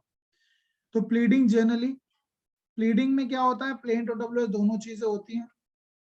प्लीडिंग टू स्टेट, जब भी चाहे आप प्लेंट बनाए चाहे आप डब्ल्यूएस बनाए, उसमें क्या लिखेंगे, सिर्फ मटेरियल फैक्ट लिखेंगे, सिर्फ फैक्ट लिखेंगे, लॉ नहीं लिखेंगे। लॉ किसको आता है, लॉ तो हमारे जज साहब को आता है, उन्हें क्या आप कानून बताएंगे, नहीं। तो आप उसमें ना ही कोई एविडेंस डालेंगे, आप उसमें क्या डालेंगे, you will have to state the material fact and that has to be very precise, ठीक है, बहुत ही प्रिसाइज फॉर्म में होगा। प्रिसाइज इतना छोटा भी ना हो कि कुछ पता ही नहीं लग रहा है क्या कहना चाह रहे हो आप, इतना रामायण महाभारत भी नहीं गानी है, ठीक है। तो अब बहुत प्रिसाइज होना चाहिए, फैक्ट होंगे material fact, not evidence. Law नहीं होगा, लॉ तो हमारे जज साहब को आता ही है, अभी तो जज साहब बने हो। एंड बीच में मैंने कुछ चीजें छोड़ी हैं। कंडीशन प्रेसिडेंट क्या होता है, जब भी हम प्लेडिंग बनाएंगे, यानी जब भी प्लेंट हो या डब्ल्यूएस हो, तो कुछ कंडीशन रही होगी कि जब जैसे सपोज करो प्लेंटिव जब प्लेंट बनाएगा तो उसमें ये लिखेगा कि जनाब इसने हमारे बीच में ना मकान का सौदा हुआ था, ठीक है, ये मकान खाली करके प्लेंटिफ ने खरीदना था डिफेंडेंट से, ठीक है, भाई उसने कहा था ये मकान खाली करवा के दोगे तो ही मैं लूंगा। तो यहाँ पे प्लेंटिफ ये कहता है कि जनाब it was a condition precedent that the मकान में से जो किराएदार है उनको आप निकालोगे, then only defendant is going to purchase the going to pay the remaining amount, ठीक है। ऐसा ही तो होता है ना, अरे कोई किराएदार अगर मकान में ऑलरेडी है तो कोई खरीदेगा क्या, आप खरीदोगे, हाँ जी यस और नो बोलते चलिए बीच बीच में, Yes sir, नहीं खरीदेंगे। खरीदना चाहेगा। तो एक कंडीशन प्रेसिडेंट क्या है कि भाई उस मकान में से पहले किराएदार को निकालिए तभी मैं आपको रिमेनिंग अमाउंट दूंगा। तो प्लेंटिव अपने प्लेंट में ये बात भी लिखेगा कि जनाब मैंने जो उसकी टर्म एंड कंडीशन थी पहले ही, जो प्रेसिडेंट जो कंडीशन प्रेसिडेंट थी वो भी मैंने फुलफिल करी थी, even though D is not paying giving me money, और ना ही वो मुझे अपना मकान बेच रहा है, राइट, बहुत सारी चीजें। तो ये कंडीशन प्रेसिडेंट हो जाएगी। Departure is a very important, जब भी हम अपनी प्लेडिंग जब ड्राफ्ट करते हैं, चाहे प्लेन टू डब्ल्यूएस हो, इसको जितना आप अच्छा ड्राफ्ट करेंगे, आपको जब तक इस बारे में नॉलेज नहीं होगी कि क्या लिखना है क्या नहीं लिखना है, आधा केस आप वैसे ही हार जाएंगे। आपको पता होना चाहिए अपने प्लेन्स में क्या लिखना है, इधर उधर की बातें नहीं कर सकते। तो अगर आपने अपनी प्लेंट के या अपने डब्ल्यूएच के बाहर जाएंगे तो दूसरी पार्टी ऑब्जेक्ट करेगी कि जनाब ये तो उन्होंने लिखा ही नहीं, तो फालतू की बात है। आप उसको बहुत प्रिसाइसली लिखें, अपनी प्लेडिंग से बाहर नहीं जा सकते। आप डिपार्चर होता है अपनी प्लेडिंग में जो लिखा उससे बाहर नहीं जा सकते, तो दूसरी पार्टी ऑब्जेक्ट कर देगी कि ये तो भाई पता नहीं इन्होंने तो लिखा ही नहीं है, ये पता नहीं कौन सी बात लेके आ रहे हैं, वो तो प्लेंट में था ही नहीं। तो क्योंकि प्लेंट में नहीं था तो डब्ल्यूएस में रिप्लाई कैसे देगा कोई इंसान, राइट। तो ये डिपार्चर बहुत इंपॉर्टेंट होता है। रूल नंबर 7, नो प्लेडिंग शैल एक्सेप्ट अमेंडमेंट। लेकिन क्या पता बाद में कोर्ट के परमिशन से अमेंडमेंट किया जा सकता है। नोटिस कोई भी चीज होगी तो भाई नोटिस तो अपने आप में इंपॉर्टेंस रखता ही है। देखो कई बार क्या होता है, ये चीज इंपॉर्टेंट, जब भी आप प्लेडिंग बनाएंगे तो प्लेडिंग जब बनाने से अब आप अपनी प्लेडिंग में ये लिखेंगे जनाब कि सपोज कीजिए आपको पता है सेक्शन 80 में हमें नोटिस देना होता है, किसको, गवर्नमेंट को। सूट इंस्टीट्यूट करने से पहले हमें गवर्नमेंट को नोटिस देना पड़ेगा। तो जब आप प्लीडिंग बनाएंगे लिखेंगे तो एक पैरा आप ये भी लिखेंगे कि this suit is for the recovery of the amount against the government, और हमने गवर्नमेंट को नोटिस भी इशू कर दिया था and government has not replied it. Government ने रिप्लाई भी नहीं दी किया with in the stipulated time and that's the reason we are coming before the court. तो ये एक अलग से पैरा लिखना होगा आपको नोटिस से संबंधित। Is that clear? And then pleading to be sign, pleading जो भी आप बनाएंगे, ड्राफ्टिंग जो भी करेंगे वो साइंड होगी। बॉटम पे साइन होता है, एक तरफ वकील साहब के साइन होंगे, एक तरफ आपके साइन होंगे, और आप वेरीफाई करेंगे लास्ट में। वेरिफिकेशन में एक चीज इंपॉर्टेंट होती है, एक होती है आपके खुद की पर्सनल नॉलेज, पर्सनल नॉलेज, तो आप उसमें लिखेंगे ये मेरी खुद की नॉलेज है। और एक होता है कि आपको कुछ बताया गया है, वकील साहब ने कुछ बताया है, तो आप बताएंगे कौन से पैरा आपकी खुद की पर्सनल नॉलेज में है और कौन से पैरों की आपको जो नॉलेज मिली है वो वकील साहब ने बताया है। तो that has to be quoted in a proper manner. Verification last में करना जरूरी होता है कि कौन से पैरा आप अपनी खुद जानते हैं, खुद आपकी नॉलेज वाले हैं, कौन सी ऐसी बातें जो आपको लीगल एक्सपर्ट से नॉलेज मिली है। तो you have to quote it there which paras. ठीक है, अब ये डिटेल में पढ़ने वाली बातें हैं तो पढ़ेंगे ही। इसके बाद बहुत इंपॉर्टेंट आता है सेक्शन 16 एमसीक्यू। यहाँ से भर भर के क्वेश्चन आते हैं एमसीक्यू। अंदर जो भी लिखी है बातें ए बी सी तीनों को पता होनी चाहिए। कोर्ट क्या करेगा, स्ट्राइक आउट कर देगा कुछ प्लेडिंग। देखो वैसे तो कोर्ट का आपकी प्लेडिंग में जो लिख रहे हैं वो ठीक बात है, जो लिख रहे होंगे तो कोर्ट उनको कंसिडर करेगा ही, बट कुछ ऐसी ऊटपटांग बातें आपने लिख दी है तो कोर्ट उसको स्ट्राइक आउट करवाएगा। कैसी चीजें हो सकती हैं जो स्कैंडलस है, आपने बकवास बातें लिख दी है, दूसरे की बात चल रहा, सिविल मामला चला रहे हैं, आप क्रिमिनल बात की बातें लिख रहे हैं और ऊटपटांग उसमें गाली गलौज की भी बातें लिख रहे हैं। स्कैंडलस, फ्रिवलस, वैक्शियस, अननेसेसरी, या ऐसी बातें आप लिख रहे हैं प्लेडिंग में विच इज प्रेजुडिशियसली और एम्बैरेसिंग और डिलेइंग द ट्रायल, ठीक है, और abusing the process of the court. तो ये सारे कीवर्ड्स जो है आपको टिप्स पे पता होने चाहिए क्या क्या है। एमसीक्यू क्वेश्चन यहाँ से बनता है। एंड द लास्ट वन, इसमें फिर अमेंडमेंट। अमेंडमेंट में तो पूरा कम से कम 2 घंटे की क्लास चाहिए ही इस पे। Order number 6, rule number 17 which is very important in itself. Mains का क्वेश्चन यहाँ से हमेशा पेपर में पूछा जाता है, अमेंडमेंट ऑफ द प्लेडिंग। अब लोग थोड़े नौसिखिए होते हैं, मैच्योर है, उन्हें पता नहीं है कि भाई कैसे ड्राफ्टिंग करनी है, या कई बार ऐसा हो सकता है क्लाइंट जो है अपनी पूरी बात वकील साहब को नहीं बताता है, तो वकील साहब को बाद में कुछ चीजें चेंज करनी पड़ती है बिकॉज ऑफ द क्लाइंट्स को नहीं पता थी कुछ बातें, ये उन्हें छुपा ली थी। तो टाइम टू टाइम कई बार अमेंडमेंट किया जा सकता है, तो कोर्ट की परमिशन से अमेंडमेंट होगा। अमेंडमेंट इसलिए भी जरूरी हो जाता है कि अल्टीमेटली कोर्ट को तो फाइनल डिसीजन देना है, एडजुडिकेट करना है। अब कोर्ट अगर अमेंडमेंट अलाउ नहीं करेगी तो डिसीजन का कोई फायदा नहीं होगा। तो लेकिन कोर्ट को कंट्रोल भी करना है कि भाई ऐसा नहीं कि बार बार अमेंडमेंट करवाए जा रहे हैं, आप तो कोर्ट का टाइम खराब कर रहे हैं, डिले हो रहा है फालतू में, जो जरूरत की चीजें भी नहीं उसमें भी हम अमेंडमेंट की एप्लीकेशन लगा रहे हैं। ठीक है, अमेंडमेंट क्यों जरूरी है, क्योंकि वो ultimately for the determination of the rights. भाई हमें तो राइट डिसाइड करने और राइट्स और लायबिलिटी डिसाइड करनी है। सिविल मामले में तो राइट और लायबिलिटी ही होती है अल्टीमेटली। तो for the final adjudication of the court हमें ये डिसाइड करने के लिए अगर प्लेंट को अमेंड करना जरूरी है तो कोर्ट अलाउ कर देगी। किस स्टेज पे करेगी, at any stage. At any stage, किसी भी स्टेज पे अमेंडमेंट किया जा सकता है। बट ठीक है, proceeding allow either party to alter or amend its pleading in such a manner and on such term as may be just, and all such amendment shall be made as may be necessary for the purpose of determining the real controversy. एक test है, what is the test here? Real controversy test. Real controversy test कि असलियत में main मुद्दा क्या है।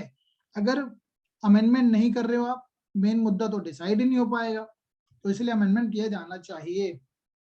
Provided that no application for the amendment shall be allowed after the trial has commenced. After the trial has commenced, trial अगर start हो गया उसके बाद नहीं होगा। लेकिन कोर्ट को अगर लगता है अगर कोर्ट को लगता है that in spite of the due diligence, कुछ कीवर्ड्स पे ध्यान रखना, ड्यू डिलिजेंस के बाद भी वो बात उसके नॉलेज में नहीं थी, could not have raised the matter before the commencement of the trial, trial शुरू होने से पहले भी वो प्लीडिंग में वो बातें नहीं लिख पाया, तो ड्यू डिलिजेंस को ध्यान में रखते हुए तो कोर्ट चाहे तो बाद में उसको अमेंडमेंट अलाउ कर देगी, एट एनी स्टेज किया जा सकता है, even after the commencement of the trial, but provided, generally पहले ट्रायल से पहले अमेंडमेंट होना चाहिए, लेकिन कोर्ट को लगता है तो कोर्ट अलाउ कर सकती है even after the commencement of the trial.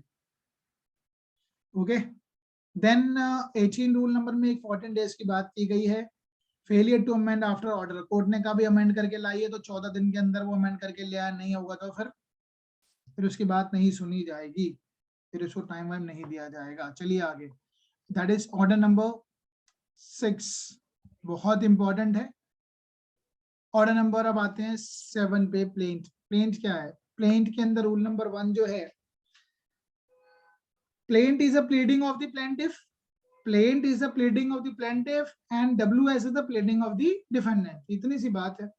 Particular to be contain, plaint के अंदर क्या क्या चीजें होंगी, एक बार रूल पढ़ लेना। रूल नंबर 1 में क्या क्या लिखा है, नेम ऑफ द कोर्ट होगा, ठीक है, डिस्क्रिप्शन होगा, नाम होगा।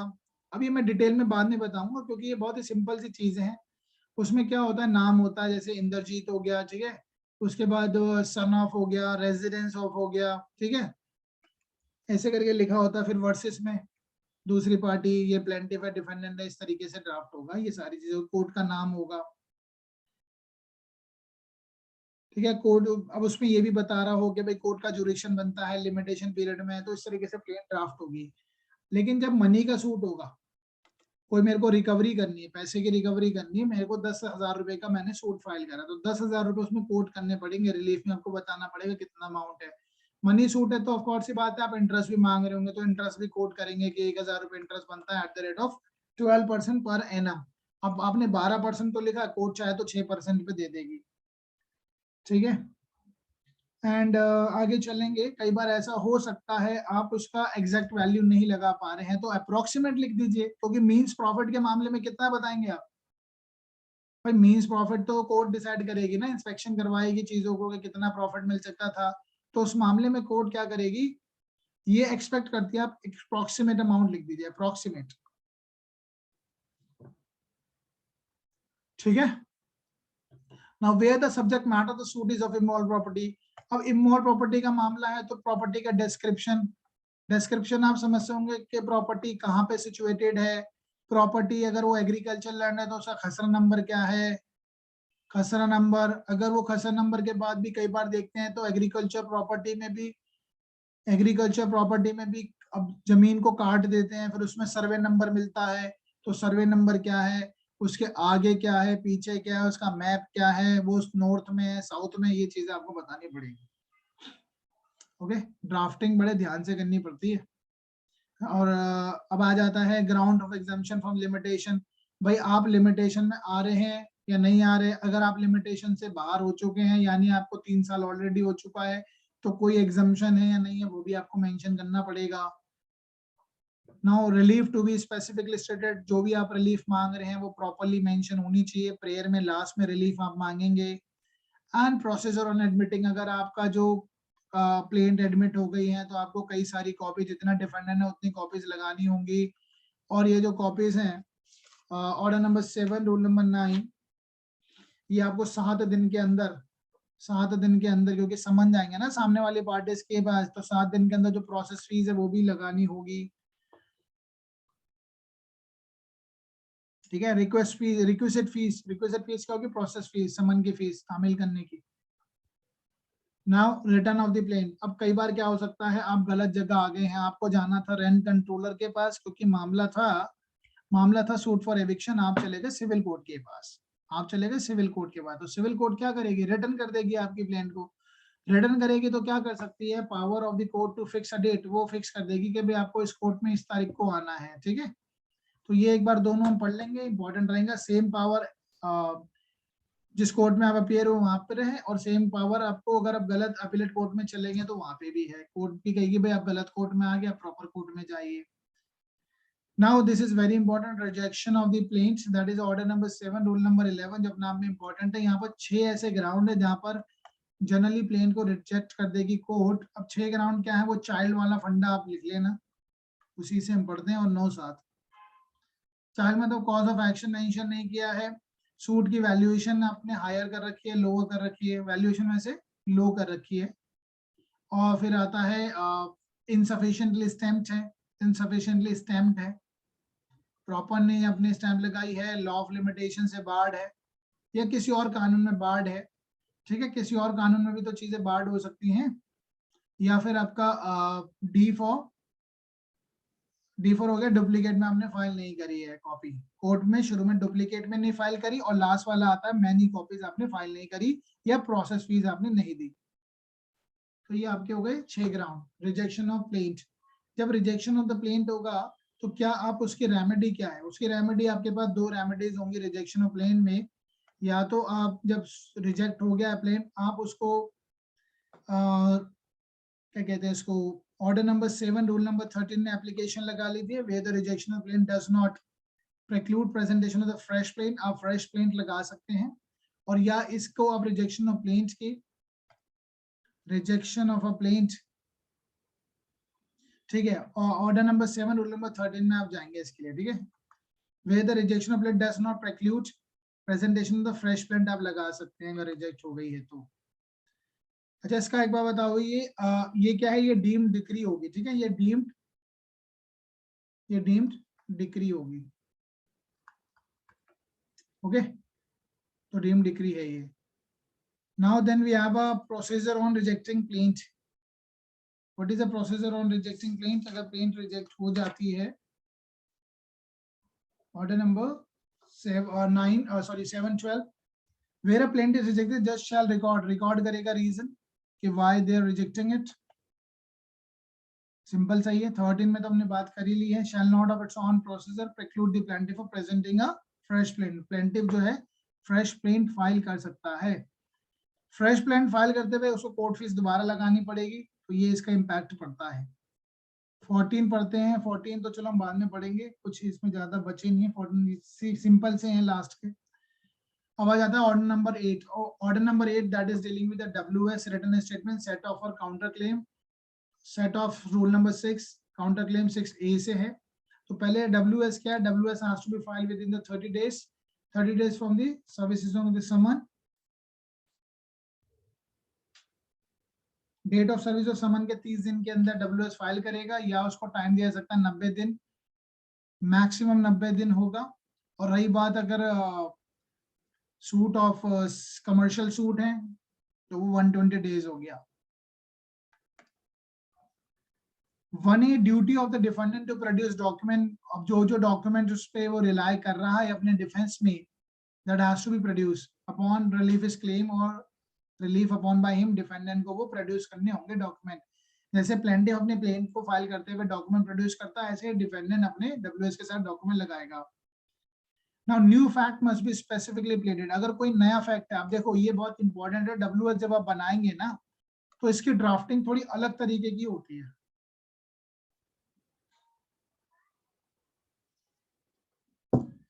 जब आप WS बनाएंगे तो सबसे पहले कई बार आप प्रीलिमिनरी ऑब्जेक्शन लगाते हैं। प्रीलिमिनरी ऑब्जेक्शन सुना है ये क्या? या आप कोई स्पेसिफिक फैक्ट्स जो उसमें लिखा ही नहीं था प्लेन में वो बता देंगे, तो प्रीलिमिनरी ऑब्जेक्शन आप पहले लगाएंगे, फिर आप क्या करेंगे? Reply on merit. आप लोगों ने क्या प्लेन और WS देखी है? हाँ जी, come on tell me yes or no. Yes sir. तो आपने कभी ऐसा देखा प्रीलिमिनरी ऑब्जेक्शंस हैं, उसके बाद रिप्लाई ऑन मेरिट्स होता है, रिप्लाई ऑन मेरिट्स होता है para-wise reply, para-wise yes reply off. Preliminary. हाँ जी बताइए। सो प्रीलिमिनरी ऑब्जेक्शन तो एज टू मतलब कि जुरिसडिक्शन हो गया या लिमिटेशन पीरियड हो गया। हाँ जी, तो पैरावाइज रिप्लाई ऑफ प्लेंट, इसको ध्यान में रखना। प्रीलिमिनरी ऑब्जेक्शन भाई जनाब इसका तो जुरिसडिक्शन ही नहीं बनता इस कोर्ट में जनाब, ये तो कोर्ट, इसका तो लिमिटेशन पीरियड ही खत्म हो चुका था जनाब, इसने तो कोर्ट फीस ही सही नहीं लगाई। इनसफिशिएंटली स्टैम्प्ड है, वैल्यूएशन वैल्यूएशन सही नहीं है, ठीक है, वही सारी चीजें प्रीलिमिनरी ऑब्जेक्शन में आती है। तो आपको जब डब्ल्यूएस बनाए ना, कम से कम प्लेंट को 2 से 3 बार पढ़े, तब जाके आपको समझ में आता है कि डब्ल्यूएस कैसे बनाने हैं, ठीक है। तो प्लेंट बहुत इंपॉर्टेंट, डब्ल्यूएस बहुत इंपॉर्टेंट होती है, क्योंकि अगर आपने डब्ल्यूएस में जो जो चीजें लिख रहे हैं और प्लेंट में प्लांटिव जो जो चीजें लिख रहा है उसके बाहर वो नहीं जा सकता। बाहर जैसी जाएगा दूसरी पार्टी ऑब्जेक्ट करेगी। उस रूल को क्या बोलते हैं, अभी बताया था। जैसे वो डब्ल्यूएस प्लेंट के अंदर जो चीजें लिखी है उसके बाहर अगर जाएगा तो उसको क्या बोलते हैं, उस रूल को? ऑब्जेक्शन। ऑब्जेक्शन में डिपार्चर बोलते हैं, ठीक है। 6-7 डिपार्चर जी याद रखना, पेपर में पूछे जाते हैं, इंटरव्यू में पूछ लिए जाएंगे क्वेश्चंस। वैसे तो इतना अंदर की बातें इंटरव्यू में नहीं पूछते हैं, बेसिक चीजें पूछते हैं इंटरव्यू में, फिर भी पता होना चाहिए। डिनाइल टू बी स्पेसिफिक, अब आप जब कभी भी डब्ल्यूएस में डिनाइल करेंगे वो स्पेसिफिक होना चाहिए। देखो डिनाइल कैसे होता है, पैरा नंबर 1 के अंदर जो चीज लिखी है, para number 1 of the plaint is completely denied, उसके बाद क्यों मना कर रहा है कारण भी बताएगा, तो इसको बोलते हैं इवेजिव डिनाइल। नहीं चलेगा, इवेजिव डिनाइल नहीं होता है। इवेजिव मतलब ऐसा नहीं कर सकता पैरा नंबर 1 से लेकर 10 तक सारा डिनाइड। अरे आपको बताओ तो सही, क्यों मना कर रहे हो, ऐसा क्या हुआ है, why you denying it, should not be evasive denial नहीं होना चाहिए, ठीक है। And then the specific denial, जो भी एलिगेशन लगे हैं प्लेंट में, अगर वो डिनाइड नहीं किए गए हैं, अगर आपने मना नहीं किया तो उसको एडमिटेड मान लिया जाएगा। अगर जो प्लेंट में लिखी है बातें अगर आप उसको डिनाई नहीं कर रहे हैं तो एडमिटेड मान लिया जाएगा। तो इसलिए आपको बहुत ध्यान से डब्ल्यूएस प्रिपेयर करनी होती है, दैट इज रूल नंबर 5।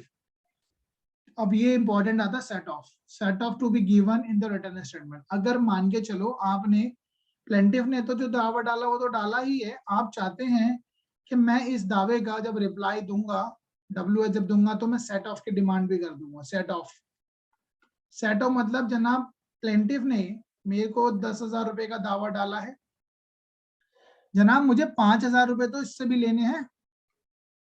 तो ये हो जाएगा कि भाई अल्टीमेटली कोर्ट देगी अच्छा 10,000 इसको देने, 5,000 इसको देना, तो एक काम करो 5,000 रुपए का सेट ऑफ कर देते हैं।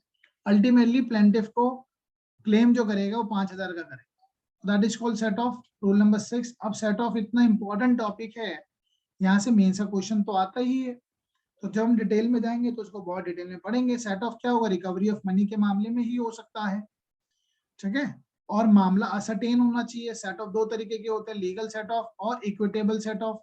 इक्विटेबल सेट ऑफ जो है थोड़ा सा वाइडर स्कोप हो जाता है उसका, क्योंकि उसमें एक कोर्ट की डिस्क्रिशनरी पावर है, ठीक है। तो काफी इंपॉर्टेंट है इक्विटेबल सेट ऑफ। लेकिन हमारा जो रूल नंबर 6 है that is recognising only, legal set of को रिकॉग्नाइज करता है, इक्विटेबल सेट ऑफ को रिकॉग्नाइज नहीं करता है।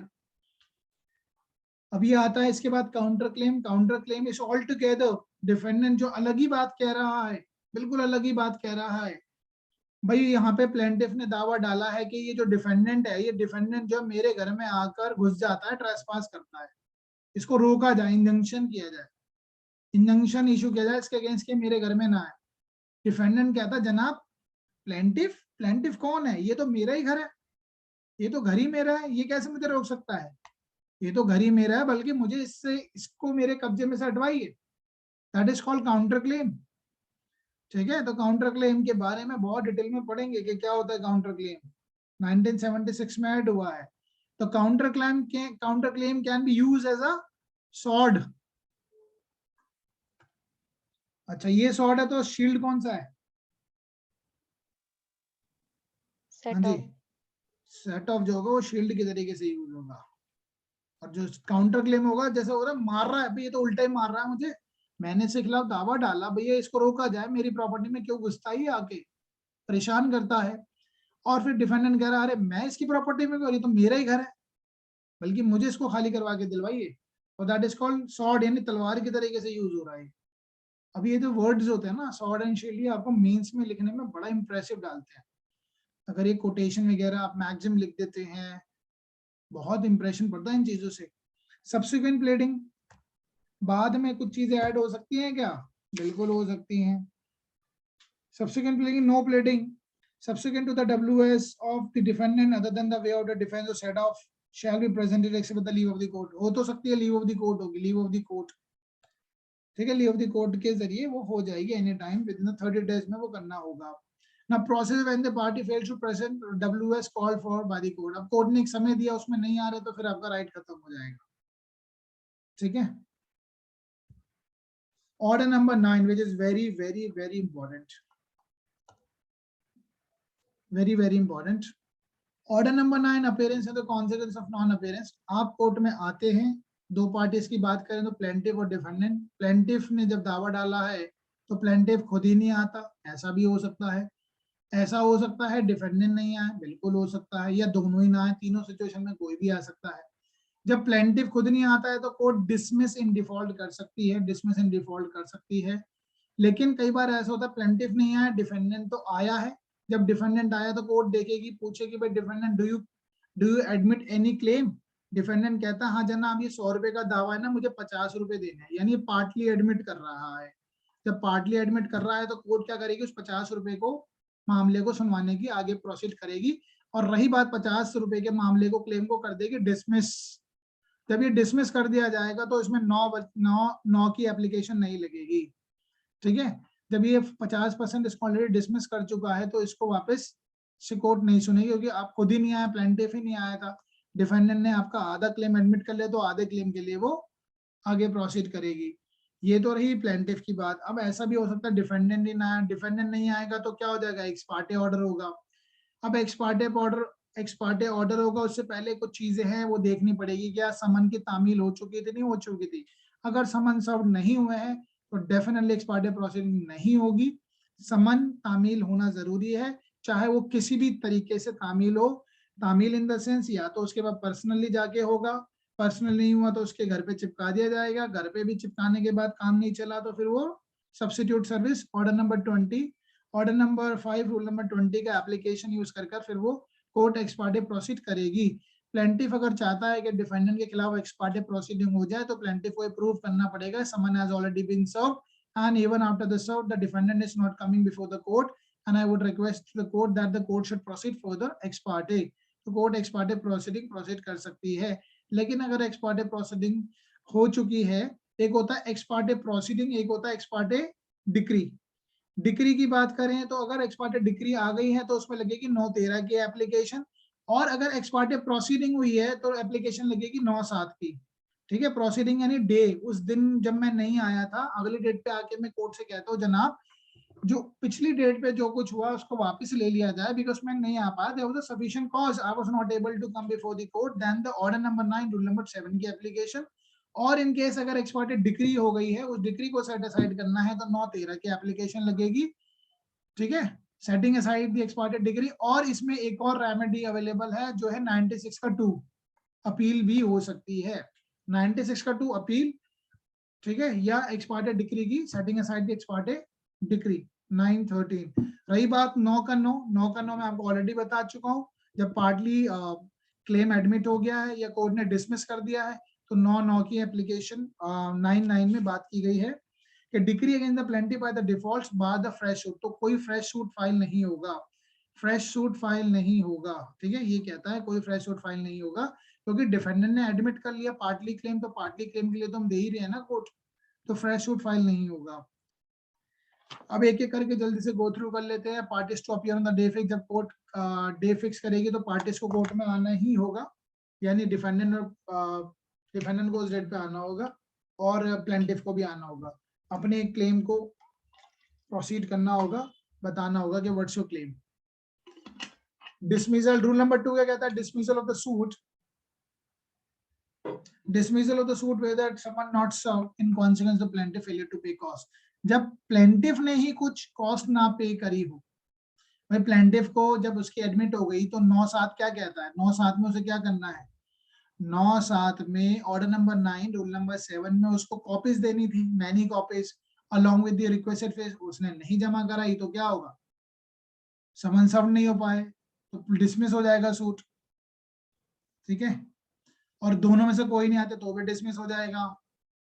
तो लेकिन 4 में एप्लीकेशन लगाई जा सकती है, प्लेंटी में ब्रिंग अ फ्रेश सूट, या तो फ्रेश सूट के लिए लगा दे, या कोर्ट में restore the suit to file, court में रिस्टोर द सूट, ठीक है, सूट को रिस्टोर कर सकता है अगर रूल नंबर 2 और 3 से रेफरेंस में डिसमिस हो गया है तो क्या पता कोर्ट दोबारा रिस्टोर कर ले, या प्लेंटिफ फ्रेश सूट फाइल कर दे, दोनों में से कुछ भी हो सकता है।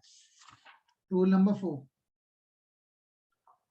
dismissal of the suit where the plaintiff after summoning return unserved।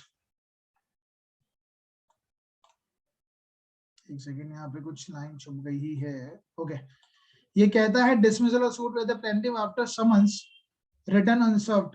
अब समन अनसर्व्ड अगर हुए, अगर प्लेंटिफ ने जब समन भेजे तो वहां से अनसर्व्ड आ गए, तो आप क्या करेंगे, फ्रेश समन के लिए फ्रेश समन भेजेंगे और उसको 7 दिन के अंदर आपको फाइल करना होगा, ठीक है। अगर फ्रेश समन 7 दिन के लिए वो फाइल नहीं करता तो फिर दोबारा डिसमिस हो जाएगा, क्योंकि प्लेंटिफ का डिफॉल्ट है। अगर सिर्फ प्लेंटिफ अपीयर होता है तो क्या प्रोसीजर रहेगा, तो प्लेंटिफ को ये प्रूव करना है कि जनाब समन ऑलरेडी सर्व्ड हो चुके हैं, now the court can proceed x party. X party होता है in the absence of other party, ठीक है। अगर समन सर्व नहीं हुए तो दोबारा समन सर्व करवा दीजिए। When the summon serve but not in a due time, अगर सही समय पे नहीं हुए हैं तो भाई उसको समय दिया जाएगा, किसको, डिफेंडेंट को। डिफेंडेंट आगे कोर्ट से समय भी मांग सकता है कि मुझे डब्ल्यूएस फाइल करने का समय भी दिया जाए। बहुत सिंपल सी चीजें हैं इसमें, ठीक है, कोई ऐसी प्रॉब्लम नहीं आती। ऑर्डर नंबर 9 का रूल नंबर 7 मैंने आपको बताया, process when the defendant appears, defendant appear on the day adjourn hearing.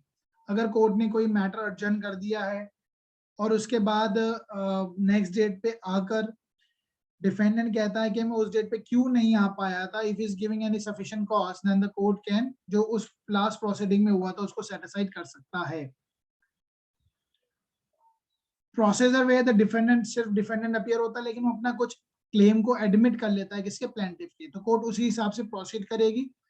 और इसकी वजह से अगर डिक्री अगेंस्ट द प्लेंटिफ के खिलाफ गई है by the default bars of fresh suit, तो फ्रेश सूट फाइल नहीं करेगा। अब ये 10-11 में क्या लिखा है, process in case of the non attendance of one or more of the several defendant. इससे क्या फर्क पड़ता है, एक मामले में 2-3 डिफेंडेंट, एक ही आया तो कोर्ट प्रोसीड करेगी, कोई फर्क नहीं पड़ता। ऐसे डिफेंडेंट अगर एक ही आया, 2 नहीं आए, प्रोसीड करेगी।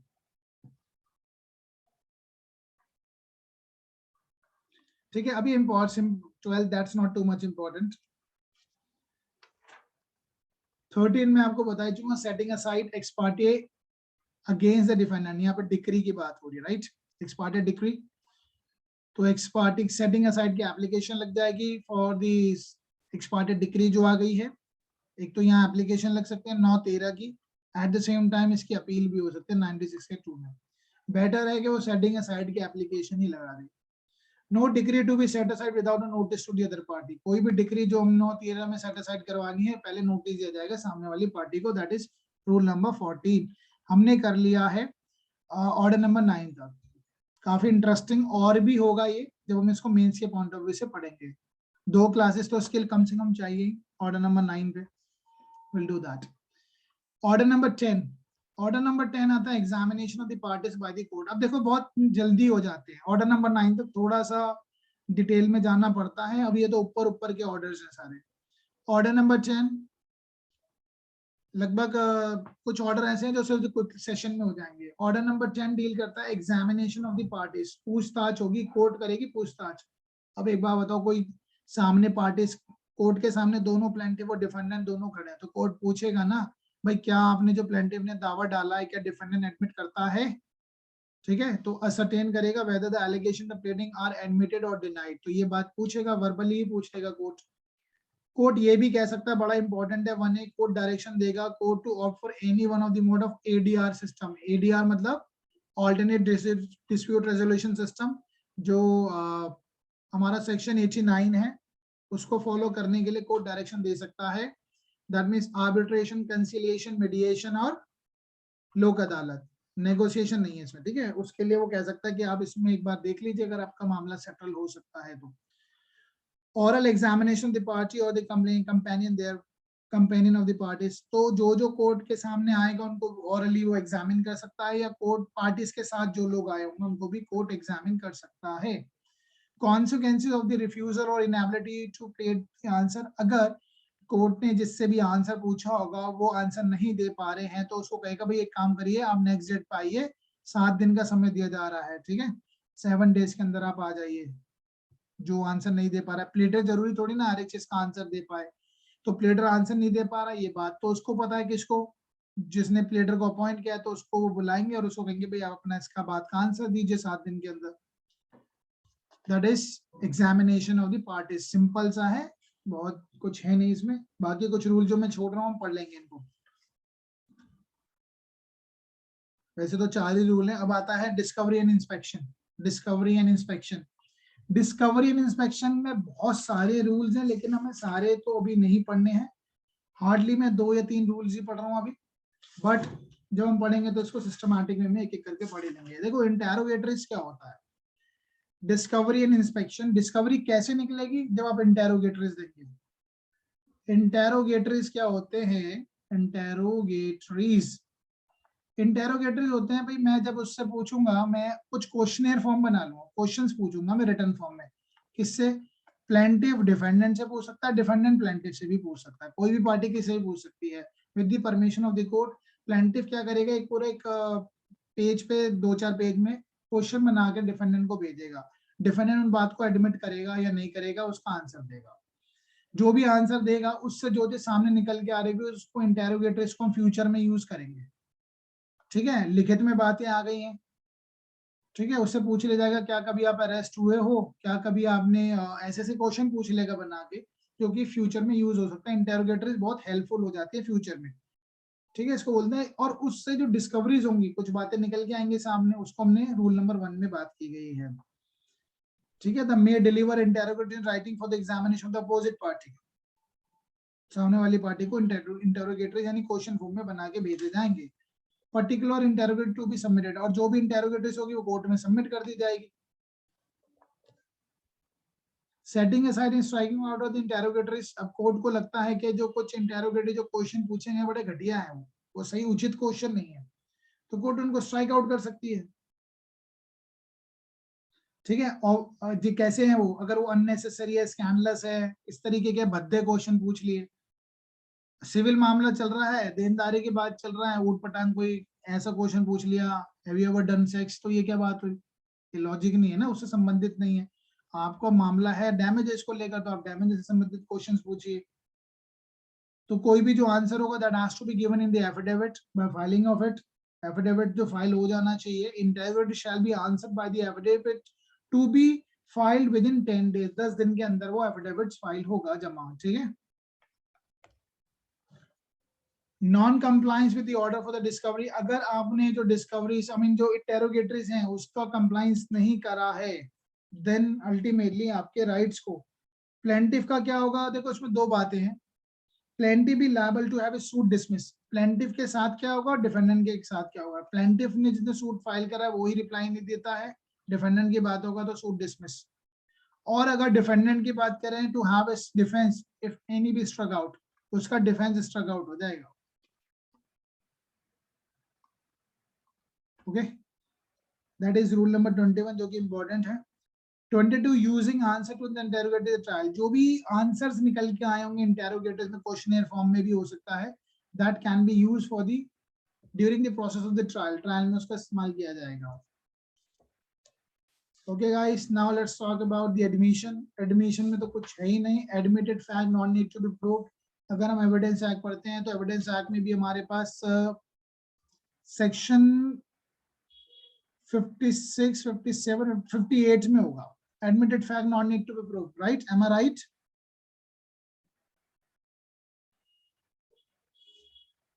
हाँ जी, सुनाई दे रहा है सब लोगों को, आवाज आ रही है? Yes sir. सेक्शन 58, जो चीज एडमिट कर ली गई है तो उसको सिद्ध करने की जरूरत नहीं है, तो कई बार पार्टी से जो अपने प्लेंट में और पर्टिकुलरली डब्ल्यूएस में रिटर्न स्टेटमेंट जो बात एडमिट की गई होंगी तो उसको सिद्ध करने की जरूरत नहीं होगी। और any party to the suit may give notice by pleading or otherwise in writing that he admits the truth. तो जब भी पार्टीज अपना WS देती है, यानी डिफेंडेंट जब अपना WS देगा तो उसमें कुछ क्लेम हो सकते हैं, क्या पता वो एडमिट कर ले, तो राइटिंग में आ जाएगी वो चीजें. He admit the truth of whole or any of the part of the other party. इसके अलावा 2 जो है, 2 में क्या हो सकता है, कोई भी डॉक्यूमेंट को लेकर नोटिस टू एडमिट डॉक्यूमेंट, कि भाई ये क्या डॉक्यूमेंट जो मैं भेज रहा हूँ, क्या ये आप इससे संबंधित जो बातें हैं क्या वो आप एडमिट करते हैं. Either party may call upon the other party to admit within the 7 days, 7 दिन के अंदर from the date of service of the notice any document saving and all these exceptions. वो ये सामने वाली पार्टी से पूछ सकते हैं क्या ये डॉक्यूमेंट जो है आप इसको एडमिट करते हैं नहीं करते हैं. ठीक है, विद इन द 7 days. बाकी इसमें कई सारे रूल्स हैं, वो हम टाइमली पढ़ लेंगे. एक रूल नंबर 4 है नोटिस टू एडमिट फैक्ट्स. इस बात का नोटिस एनी पार्टी में by notice in writing at any time not later than 90 days से ज्यादा नहीं होना चाहिए. तो नोटिस देकर किसी भी डॉक्यूमेंट को, किसी भी फैक्ट को, नोटिस टू एडमिट फैक्ट, ये कह सकता है कि भाई क्या आप इस एडमिट को इस फैक्ट को एडमिट करते हैं, जिसका रिप्लाई सामने वाली पार्टी 6 दिन में दे सकती है after the service of the notice. Judgment और एडमिशन, अल्टीमेटली जब अगर कोई बात एडमिट कर ली गई होंगी तो उसके बिहाफ पे कोर्ट जो है अपना जजमेंट सुना देगी.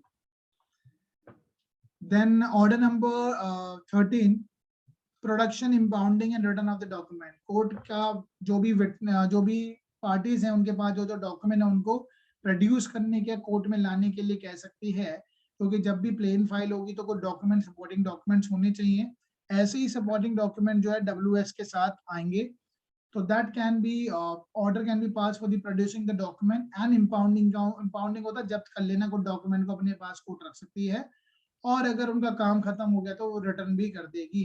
तो document evidence to be produce at or before the settlement of issues. Maximum cases में सेटलमेंट ऑफ इशू से पहले ही डॉक्यूमेंट रिकॉर्ड पे आ जानी चाहिए. ठीक है, all the documentary evidence in original where the copies thereof have been file along with the plaint and WS के साथ वो लग जाएंगे. प्लेंट और WS के साथ रिकॉर्ड पे होने चाहिए. और इसका लेकिन 3 जो है ना, रूल नंबर 1 का 3, सब रूल 3 वो इम्पोर्टेंट है. ये जो डॉक्यूमेंट्स की जो हमने बात करी है before the settlement of the issue, document record पे आ जाने चाहिए, वो वहां अप्लाई नहीं होगा जब ये क्रॉस एग्जामिनेशन की बात होगी. Cross examination, the produce for the cross examination the witness of the other party. सामने वाली पार्टी का हमें क्रॉस एग्जामिनेशन करना है तो पहले ही रिकॉर्ड पे थोड़ी ना लगा देंगे हम डॉक्यूमेंट. और ऐसे ही handed over to the witness mainly to refresh his memory. तो कई बार हम ड्यूरिंग द ट्रायल जब ये क्रॉस एग्जामिनेशन होता है या ट्रायल के दौरान for refreshing the memory of the witness, तो हम उसको सामने वाले को डॉक्यूमेंट दिखाते हैं. ठीक है, तो ये वहां पे अप्लाई नहीं होगा. अदरवाइज ये सेटलमेंट ऑफ इशू से पहले डॉक्यूमेंट रिकॉर्ड पे आनी चाहिए, प्लेंटिफ और डिफेंडेंट के दोनों के. ऑर्डर नंबर 14 डील करता है सेटलमेंट ऑफ इशू. जैसे मैंने आपको कहा फ्रेमिंग ऑफ इश्यूज, किन किन मुद्दों पे अब बहस करनी है वो सेटल होंगे. And determination the suit on issues of law or on the agreed issue thereupon, that is called framing of issues. बनाए जाएंगे किन किन मुद्दों पे, ए ये कहता है, बी ये कहता है.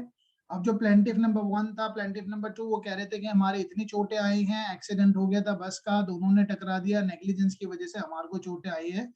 तो एक तो मुद्दा बन गया क्या बस ड्राइवर की नेग्लिजेंस थी या नहीं थी, क्या जो प्लेंटिफ था उनने जानबूझकर अपना हाथ बाहर निकाल रखा था नहीं. ये सारे इश्यूज बन जाएंगे फैक्ट्स पे और कानून पे. तो that can be decided in the court, इन बात को डिसाइड करेगा. तो फ्रेमिंग ऑफ इश्यूज बनेंगे. ठीक है, फ्रेमिंग ऑफ इश्यूज बनेंगे. और इसके बाद the court shall receive the documents produce provided that they are accompanied by an accurate list. चलो ये तुमने पढ़ लिया था, 14 की बात कर रहे हैं. ठीक है, तो इसमें थर्ड रूल जो है वो बहुत इंपॉर्टेंट है. Material from with the issues में बी फ्रेम. किन किन चीजों को ध्यान में रखते हुए इश्यूज बनाए जाएंगे. इंटेरोगेटरीज थी, इंटेरोगेटरी जो थी उनको देख लिया जाएगा. और जो भी एलिगेशंस है पार्टीज के, एलिगेशंस उनको देखा जाएगा. प्लेंटिफ की प्लेन को देख लिया जाएगा, WS को भी देख लिया जाएगा. इन चीज को देखकर फ्रेमिंग ऑफ इश्यूज बनाए जाएंगे, क्योंकि भाई कोर्ट को भी तो एक दायरा पता होना चाहिए ना, हमें क्या डिसाइड करना है ultimately. That's why the framing of issues becomes very important. Court में एग्जामिन विटनेस और document before the framing of issue. Court चाहे तो किसी पार्टी से पूछताछ कर सकती है, एग्जामिन कर सकती है विटनेस से या डॉक्यूमेंट्स को देख सकती है. Power to amend and strike out the issue, जो अगर इशू सही नहीं बने तो कोर्ट उसको किसी भी टाइम हटा सकती है, any time. And then we have order number 15, that is disposal of the suit at the first hearing. जब पहले ही मामले में और पहले ही सूट पे पहले ही हेयरिंग पे सूट को डिस्पोज ऑफ किया जा सकता है जब कोई पार्टी इसके बीच में कोई मुद्दा ही नहीं है, डिफेंडेंट अपनी बात को एडमिट कर रहा है, there is no issue comes now, then the matter can be sorted out in the first hearing itself. पहले ही हियरिंग पे मामले को सुलझाया जा सकता है. That is rule number 1, parties not at the issues. फिर आता है हमारा order number 16, summoning and attendance of witnesses. अगर पहले ही मामले पे पहली ही डेट पे मामले नहीं सुलझ पाया तो आगे प्रोसीड करेंगे. फिर हम क्या करेंगे, समनिंग करेंगे and attendance of the witnesses. तो समन भेजे जाएंगे, विटनेसेस को आने के लिए कहा जाएगा, उससे पहले लिस्ट ऑफ विटनेस जमा होगी, ठीक है, 15 दिन के अंदर. On or before such date as the court may appoint and not later than 15 days, 15 दिन से ज्यादा नहीं होना चाहिए after the date of issues are settled. जिस दिन इश्यूज सेटल्ड हो गए यानी फ्रेमिंग ऑफ इश्यूज के बाद 15 दिन के अंदर 15 days के अंदर लिस्ट ऑफ विटनेस, पार्टीज अपनी अपनी लिस्ट ऑफ विटनेस कोर्ट में जमा करा देगी. ठीक है, कि वो किन किन को बुलाना चाहते हैं, किन किन की गवाहियां चाहते हैं और कौन कौन डॉक्यूमेंट लेके आएगा. उसके बाद उन पार्टीज को समन होंगे, ट्रायल स्टार्ट हो जाएगा. ठीक है, और जो खर्चा है विटनेसेस का that has to be paid into the court summon के साथ, क्योंकि जो विटनेस आएगी उसको भी तो खर्चा दिया जाना चाहिए. कई बार ऐसा भी हो सकता है कि बिगर समन के भी विटनेस को कोर्ट में लाया जा सकता है. वो 1A में बाद में ऐड हुआ था, that was added in 1976. Procedure where the witness fails to comply with the समन.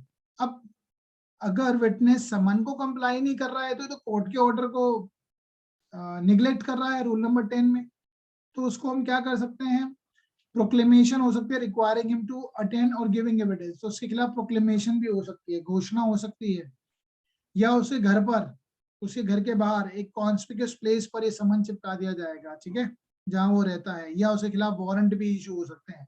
तो गाइस ये बहुत इंपॉर्टेंट है रूल नंबर 10, पढ़ेंगे इसको हम डिटेल में. And if witness appear attachment में बी विथड्रॉन, अगर विटनेस आ जाता है तो जो उसकी प्रॉपर्टी को अटैच किया होगा वो खारिज कर दिया जाएगा वो order. And the procedure if witness fails to appear, अगर witness ही नहीं आता है, procedure if witness fails to appear नहीं आता है तो cost लगेगी. the court may where such person does not appear or appears but fails to satisfy the court impose him upon a fine not exceeding 500 रुपए तक का fine लग सकता है. 14 कहता है कोर्ट में on a court summon as a witness stranger. Court चाहे तो किसी भी मामले में किसी भी विटनेस को जो चाहे स्ट्रेंजर टू सूट है उसको भी समन भेज सकता है. Duty of the person summon to give evidence और प्रोड्यूस डॉक्यूमेंट. जो जिसको समन भेजे जाएंगे वो अपने एविडेंस देंगे और डॉक्यूमेंट भी कोर्ट में लेके आएंगे जब जब जरूरत होगी. Procedure where the witness apprehend can not give evidence or the produce document. अगर कोई जो विटनेस है जिसको आना है produce, procedure where witness apprehended and can not give evidence, लेकिन जिसको विटनेस को बुलाया गया है या जिसको पकड़ा गया है वो एविडेंस नहीं दे सकता है तो उसको रिलीज कर दिया जाएगा. रिलीज किस पे होगा, बेल पे कर देंगे उसको. ठीक है, रीजनेबल बेल का एक कॉन्सेप्ट है यहाँ पर, वो छोटा सी बात है, वो भी हम देख लेंगे. रीजनेबल बेल दे दी जाएगी. No witness to be ordered to attend in a person unless the resident within the certain limit. मैंने आपको पहले भी बताया था, एक यहाँ पर भी बात है कि किसी भी विटनेस को बुलाएंगे तो उसका एक दायरा है कि उस विटनेस को हम बुला सकते हैं. यानी अब यहाँ पर एक बात देखिएगा, या तो वो कोर्ट की लिमिट में आता हो तो बुला ही लेंगे, लोकल ज्यूरिडिक्शन में आता है, या वहां पर आता है 100 not less than 100 kilometres as well as, और या फिर वो 1/5 ऑफ 500 किलोमीटर की रेंज में आएगा तो उसको बुला लेंगे. ठीक है, यहाँ पे 500 आ गया, लेकिन एट द सेम टाइम यहाँ पे एरोप्लेन से भी बुलाया जा सकता है, एरोप्लेन से भी बुलाया जा सकता है. प्रोवाइजो में लिखा है that way the transfer by the air is available between the two places mentioned in this rule and the witness is paid the fair by the air, he may be ordered to attend in person. तो उसको plane से भी बुलाया जा सकता है जहाँ plane अब चलता है, क्योंकि पुराना एक्ट था ये बाद में ऐड हुआ, 1976 में ऐड हुआ है. 1908 में तो इंडिया में कहाँ इतना कुछ था, लेकिन अब बाद में तो सब चीज अवेलेबल है. Consequence of the refusal of the party to give evidence when called on the bye the court. क्या परिणाम निकलेंगे अगर पार्टी रिफ्यूज कर देती है एविडेंस देने से when called on by the court, court ने कहा और लेकिन वो विटनेस नहीं देती है, तो where any party to the suit present in the court refuses without a lawful excuse when required by the court to give evidence or to produce any document then and there in his possession, the power the court may pronounce judgment against him or make such order in relation to suit as infringed। तो court immediately judgement सुना देगी और जो भी order उसके खिलाफ देना है तो कोर्ट उसके खिलाफ दे सकती है। कुछ ऑर्डर है जो मैंने मिस करे, बहुत इंपॉर्टेंट नहीं है, जब हम पढ़ेंगे ग्रेजुअली धीरे धीरे तब उनको कवर कर लेंगे, मेंस के पॉइंट ऑफ व्यू से पढ़ेंगे। तो order number that is 16A, attendance of the witness confine और डिटेन इन प्रिजन। अब कोई इंसान कैद में है, जेल में है, उसको विटनेस के रूप में कोर्ट में बुलाना है तो बिल्कुल बुलाया जा सकता है। जेलर से कहा जाएगा, उसकी ड्यूटी होगी, वो लेके आएगा, ठीक है। Office in charge of the prison यानी जेलर होता है, उसको वो लेके आएगा। अब जो खर्चा जो होगा वो भी देना पड़ेगा, कोर्ट में हमें जमा करवाना पड़ेगा, जो भी बुलाना चाहता है उस विटनेस को। कई बार कुछ स्टेट गवर्नमेंट मना भी कर सकती है कि भाई नहीं, इसको नहीं बुलाया जाना चाहिए। क्यों? क्योंकि अगर ये आएगा तो पब्लिक पीस डिस्टर्ब कर देगा। There could be a number of the ground that is specified under rule number 4 and 5, ठीक है। या ऑफिसर इंचार्ज यानी जेल पुलिस जेलर भी मना कर सकता है। क्यों? क्योंकि उसे मेडिकल ग्राउंड पे मना कर दिया जाए कि इतना ही कमजोर इंसान है, इसको विटनेस के रूप में कोर्ट में नहीं ले आया जा सकता। There could be a number of grounds के जहां पर जो प्रिजनर है उसको एज अ विटनेस के रूप में बुलाया तो गया लेकिन मना किया जा सकता है। Then we have adjournment that is order number 17। किसी भी मामले में, सिविल मामले में 3 बार से ज्यादा एडजर्नमेंट नहीं होगा। अगर होता है तो फिर कॉस्ट लगाने का बात की गई है कि कॉस्ट देना पड़ेगा। तो कोर्ट में grant time in adjourn hearing. Generally court भी रिलक्टेंट होता है एडजर्नमेंट देने में, लेकिन अगर कोर्ट देता है एडजर्नमेंट तो कॉस्ट इम्पोज कर सकता है। मैक्सिमम 3 बार हो सकता है एडजर्नमेंट किसी भी सूट में। इसका जो रूल नंबर 1 का 2 है that is very very important. इसमें लिखा है क्या इस आधार पर एडजर्नमेंट होगा, the fact that the pleader of the parties engage in another court, किसी और मामले में किसी और कोर्ट में हमारे वकील साहब जो इन्वॉल्व है, तो that will not be a ground for adjournment. Where a witness is present, court में विटनेस तो है लेकिन वो अभी क्रॉस करने की स्थिति में नहीं है, ठीक है, एग्जामिन नहीं कर पाएंगे, तो क्या इस ग्राउंड पर एडजर्नमेंट होगा? The answer is no. तो ये A to D, A to जो E है ना इसके, ये बहुत ही इंपॉर्टेंट है, यहाँ से एमसीक्यू क्वेश्चन बनता है। डे टू डे प्रोसीडिंग चलेगी, कोई एडजर्नमेंट नहीं मिलेगा, लेकिन जरूरत पड़ेगी तो बिल्कुल दिया जाएगा। कई बार ऐसा होता है कि पार्टीज के बियॉन्ड कंट्रोल में चीजें होती है, पार्टी चाह के भी कोर्ट में उपस्थित नहीं हो पाई है तो एडजर्नमेंट करना पड़ेगा कई बार, ठीक है ना। Process the party fails to appear day on a fix, जिस दिन कोर्ट में डे फिक्स है उस दिन नहीं आती तो क्या प्रोसीजर हो, तो एडजर्नमेंट हो जाएगा, या कोर्ट आगे प्रोसीड करेगी in the absence of the parties can decide, ठीक है। अभी ये इंपॉर्टेंट जो थी मैंने वो पढ़ा है, बाकी हम बाद में इसको कवर कर ही लेंगे।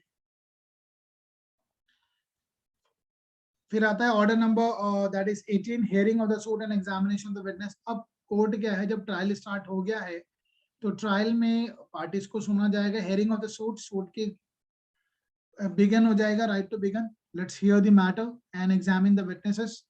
तो कोर्ट ग्रेजुअली धीरे धीरे विटनेसेस को सुनना भी स्टार्ट करेगी। पहले एग्जामिनेशन होगा विटनेस का, फिर क्रॉस होगा, अगर जरूरत पड़ी तो री एग्जामिनेशन होगा, तो that would be the procedure. इसमें रूल नंबर 3A बहुत इंपॉर्टेंट रहेगा। स्टेटमेंट है द प्रोडक्शन ऑफ जो एविडेंस है वो लेके आएंगे witnesses, evidence with several issues. हर एक मुद्दों को कोर्ट ध्यान से सुनेगी, ठीक है। हर एक मुद्दे पे कोर्ट अपना उनको इश्यूज को ध्यान से सुनेगी, क्योंकि कई सारे फ्रेमिंग ऑफ इश्यूज रहे होंगे। Now party to appear before other witness, ठीक है। पार्टी खुद भी विटनेस हो सकती है, जैसे एक्यूज खुद भी विटनेस हो सकता है, ऐसे पार्टी खुद भी विटनेस हो सकती है। क्या पता पार्टी सारे विटनेस से पहले ही विटनेस बनना चाहे, और otherwise the court can decide it. Recording of evidence कैसे होंगे? सबसे पहले हर मामले में सबसे पहले एग्जामिनेशन चीफ होगा, चीफ के बाद क्या होगा, क्रॉस होगा, और क्रॉस के बाद फिर वो री एग्जामिनेशन होगी। तो सिंपल सा प्रोसीजर है, लेकिन इसमें सेक्शन रूल नंबर 4 में क्या लिखा है, in every case the examination in chief और witness shall be on affidavit पे होगा। अगर आपने कोर्ट की प्रोसीडिंग देखी होगी तो आजकल evidence by way of affidavit होता है, देखा आप लोगों ने, evidence by way of affidavit. फिर वो एफिडेविट में लिखी हुई बात है ना, तो सामने वाला पार्टी उसको देख के क्रॉस कर लेगा, कोर्ट का समय भी बचता है इसमें।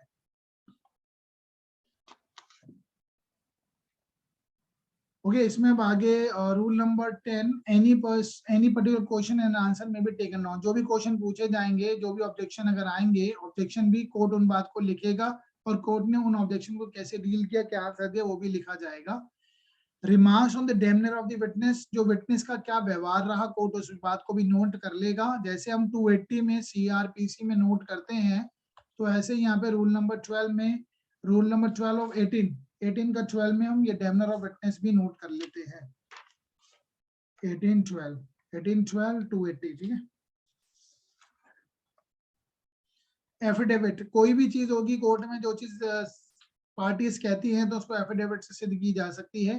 Power to order any point to be prove by the affidavit, court कह सकती है आप जो कुछ कह रहे हैं ना, कल को क्या पता अपनी बात से मुकर जाएं, वर्बली चीजें नहीं चलेगी, तो कोर्ट कहेगी कि आप जो भी कह रहे हैं वो एफिडेविट में कहिए, ठीक है। तो वो जैसे ही एफिडेविट में जो बात आएगी वो कोर्ट के रिकॉर्ड पे आ जाती है, it would be a part of that particular records, court का वो कोर्ट के रिकॉर्ड पे आ जाएगी वो बात। एनी कोर्ट में at any time for the sufficient reason order that any particular fact or fact may be proved by affidavit, or that the affidavit of any witness may be read at the hearing on such condition as the court think reasonable.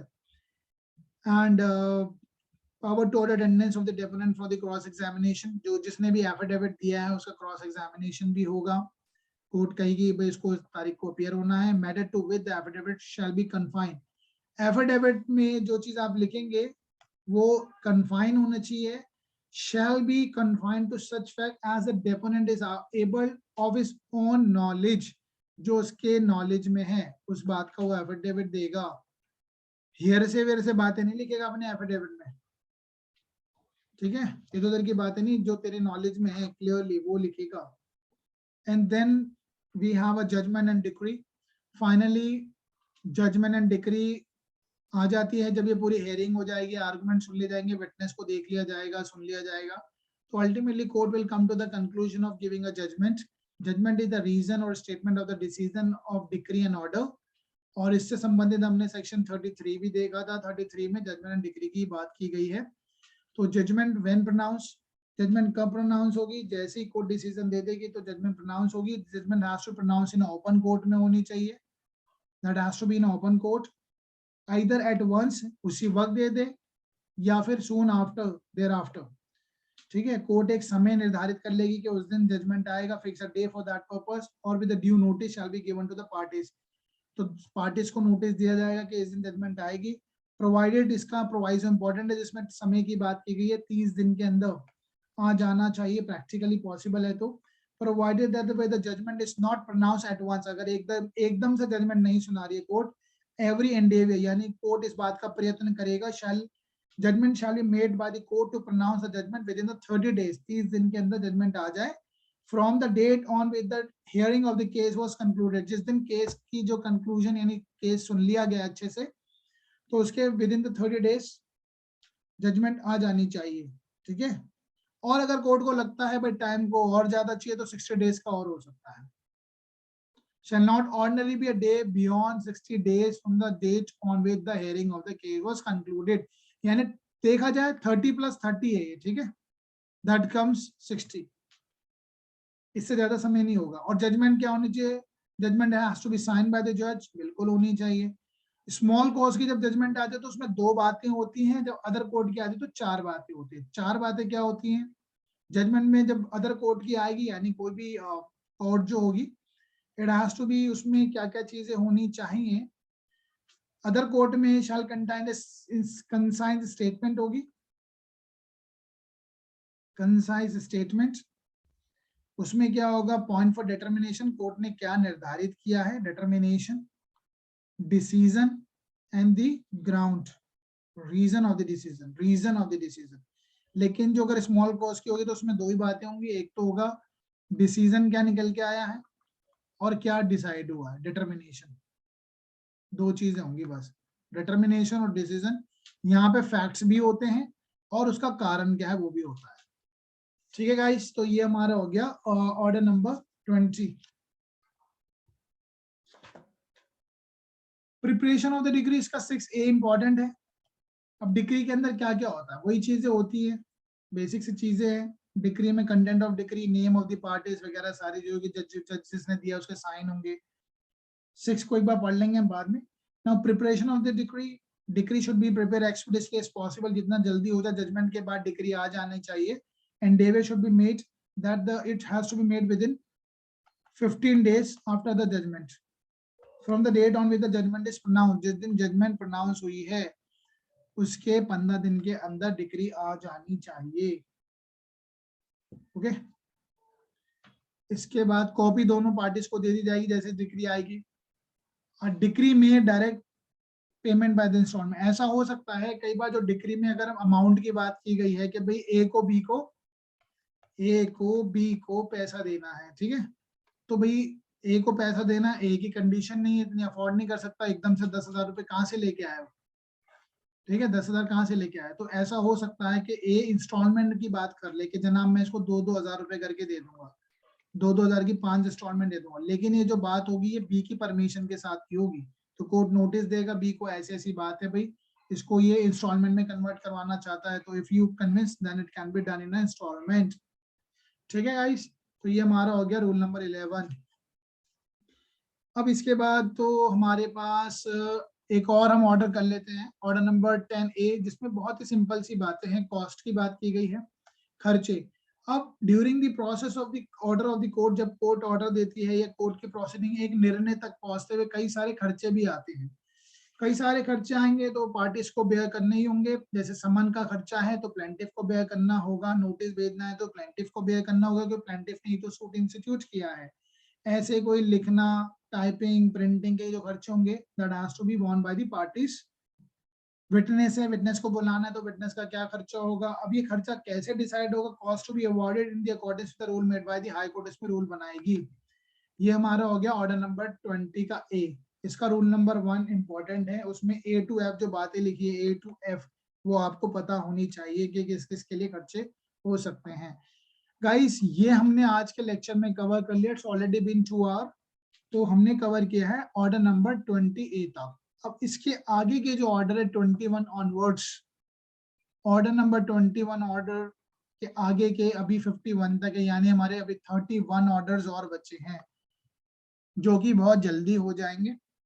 शुरू के 9 orders में time लगता है, बाकी तो बहुत flawlessly हो जाते हैं। Will do it in the next class, ठीक है, कल हम उसको कर लेंगे, तो आप कल हम इसको कवर करेंगे बाकी रिमेनिंग ऑर्डर्स।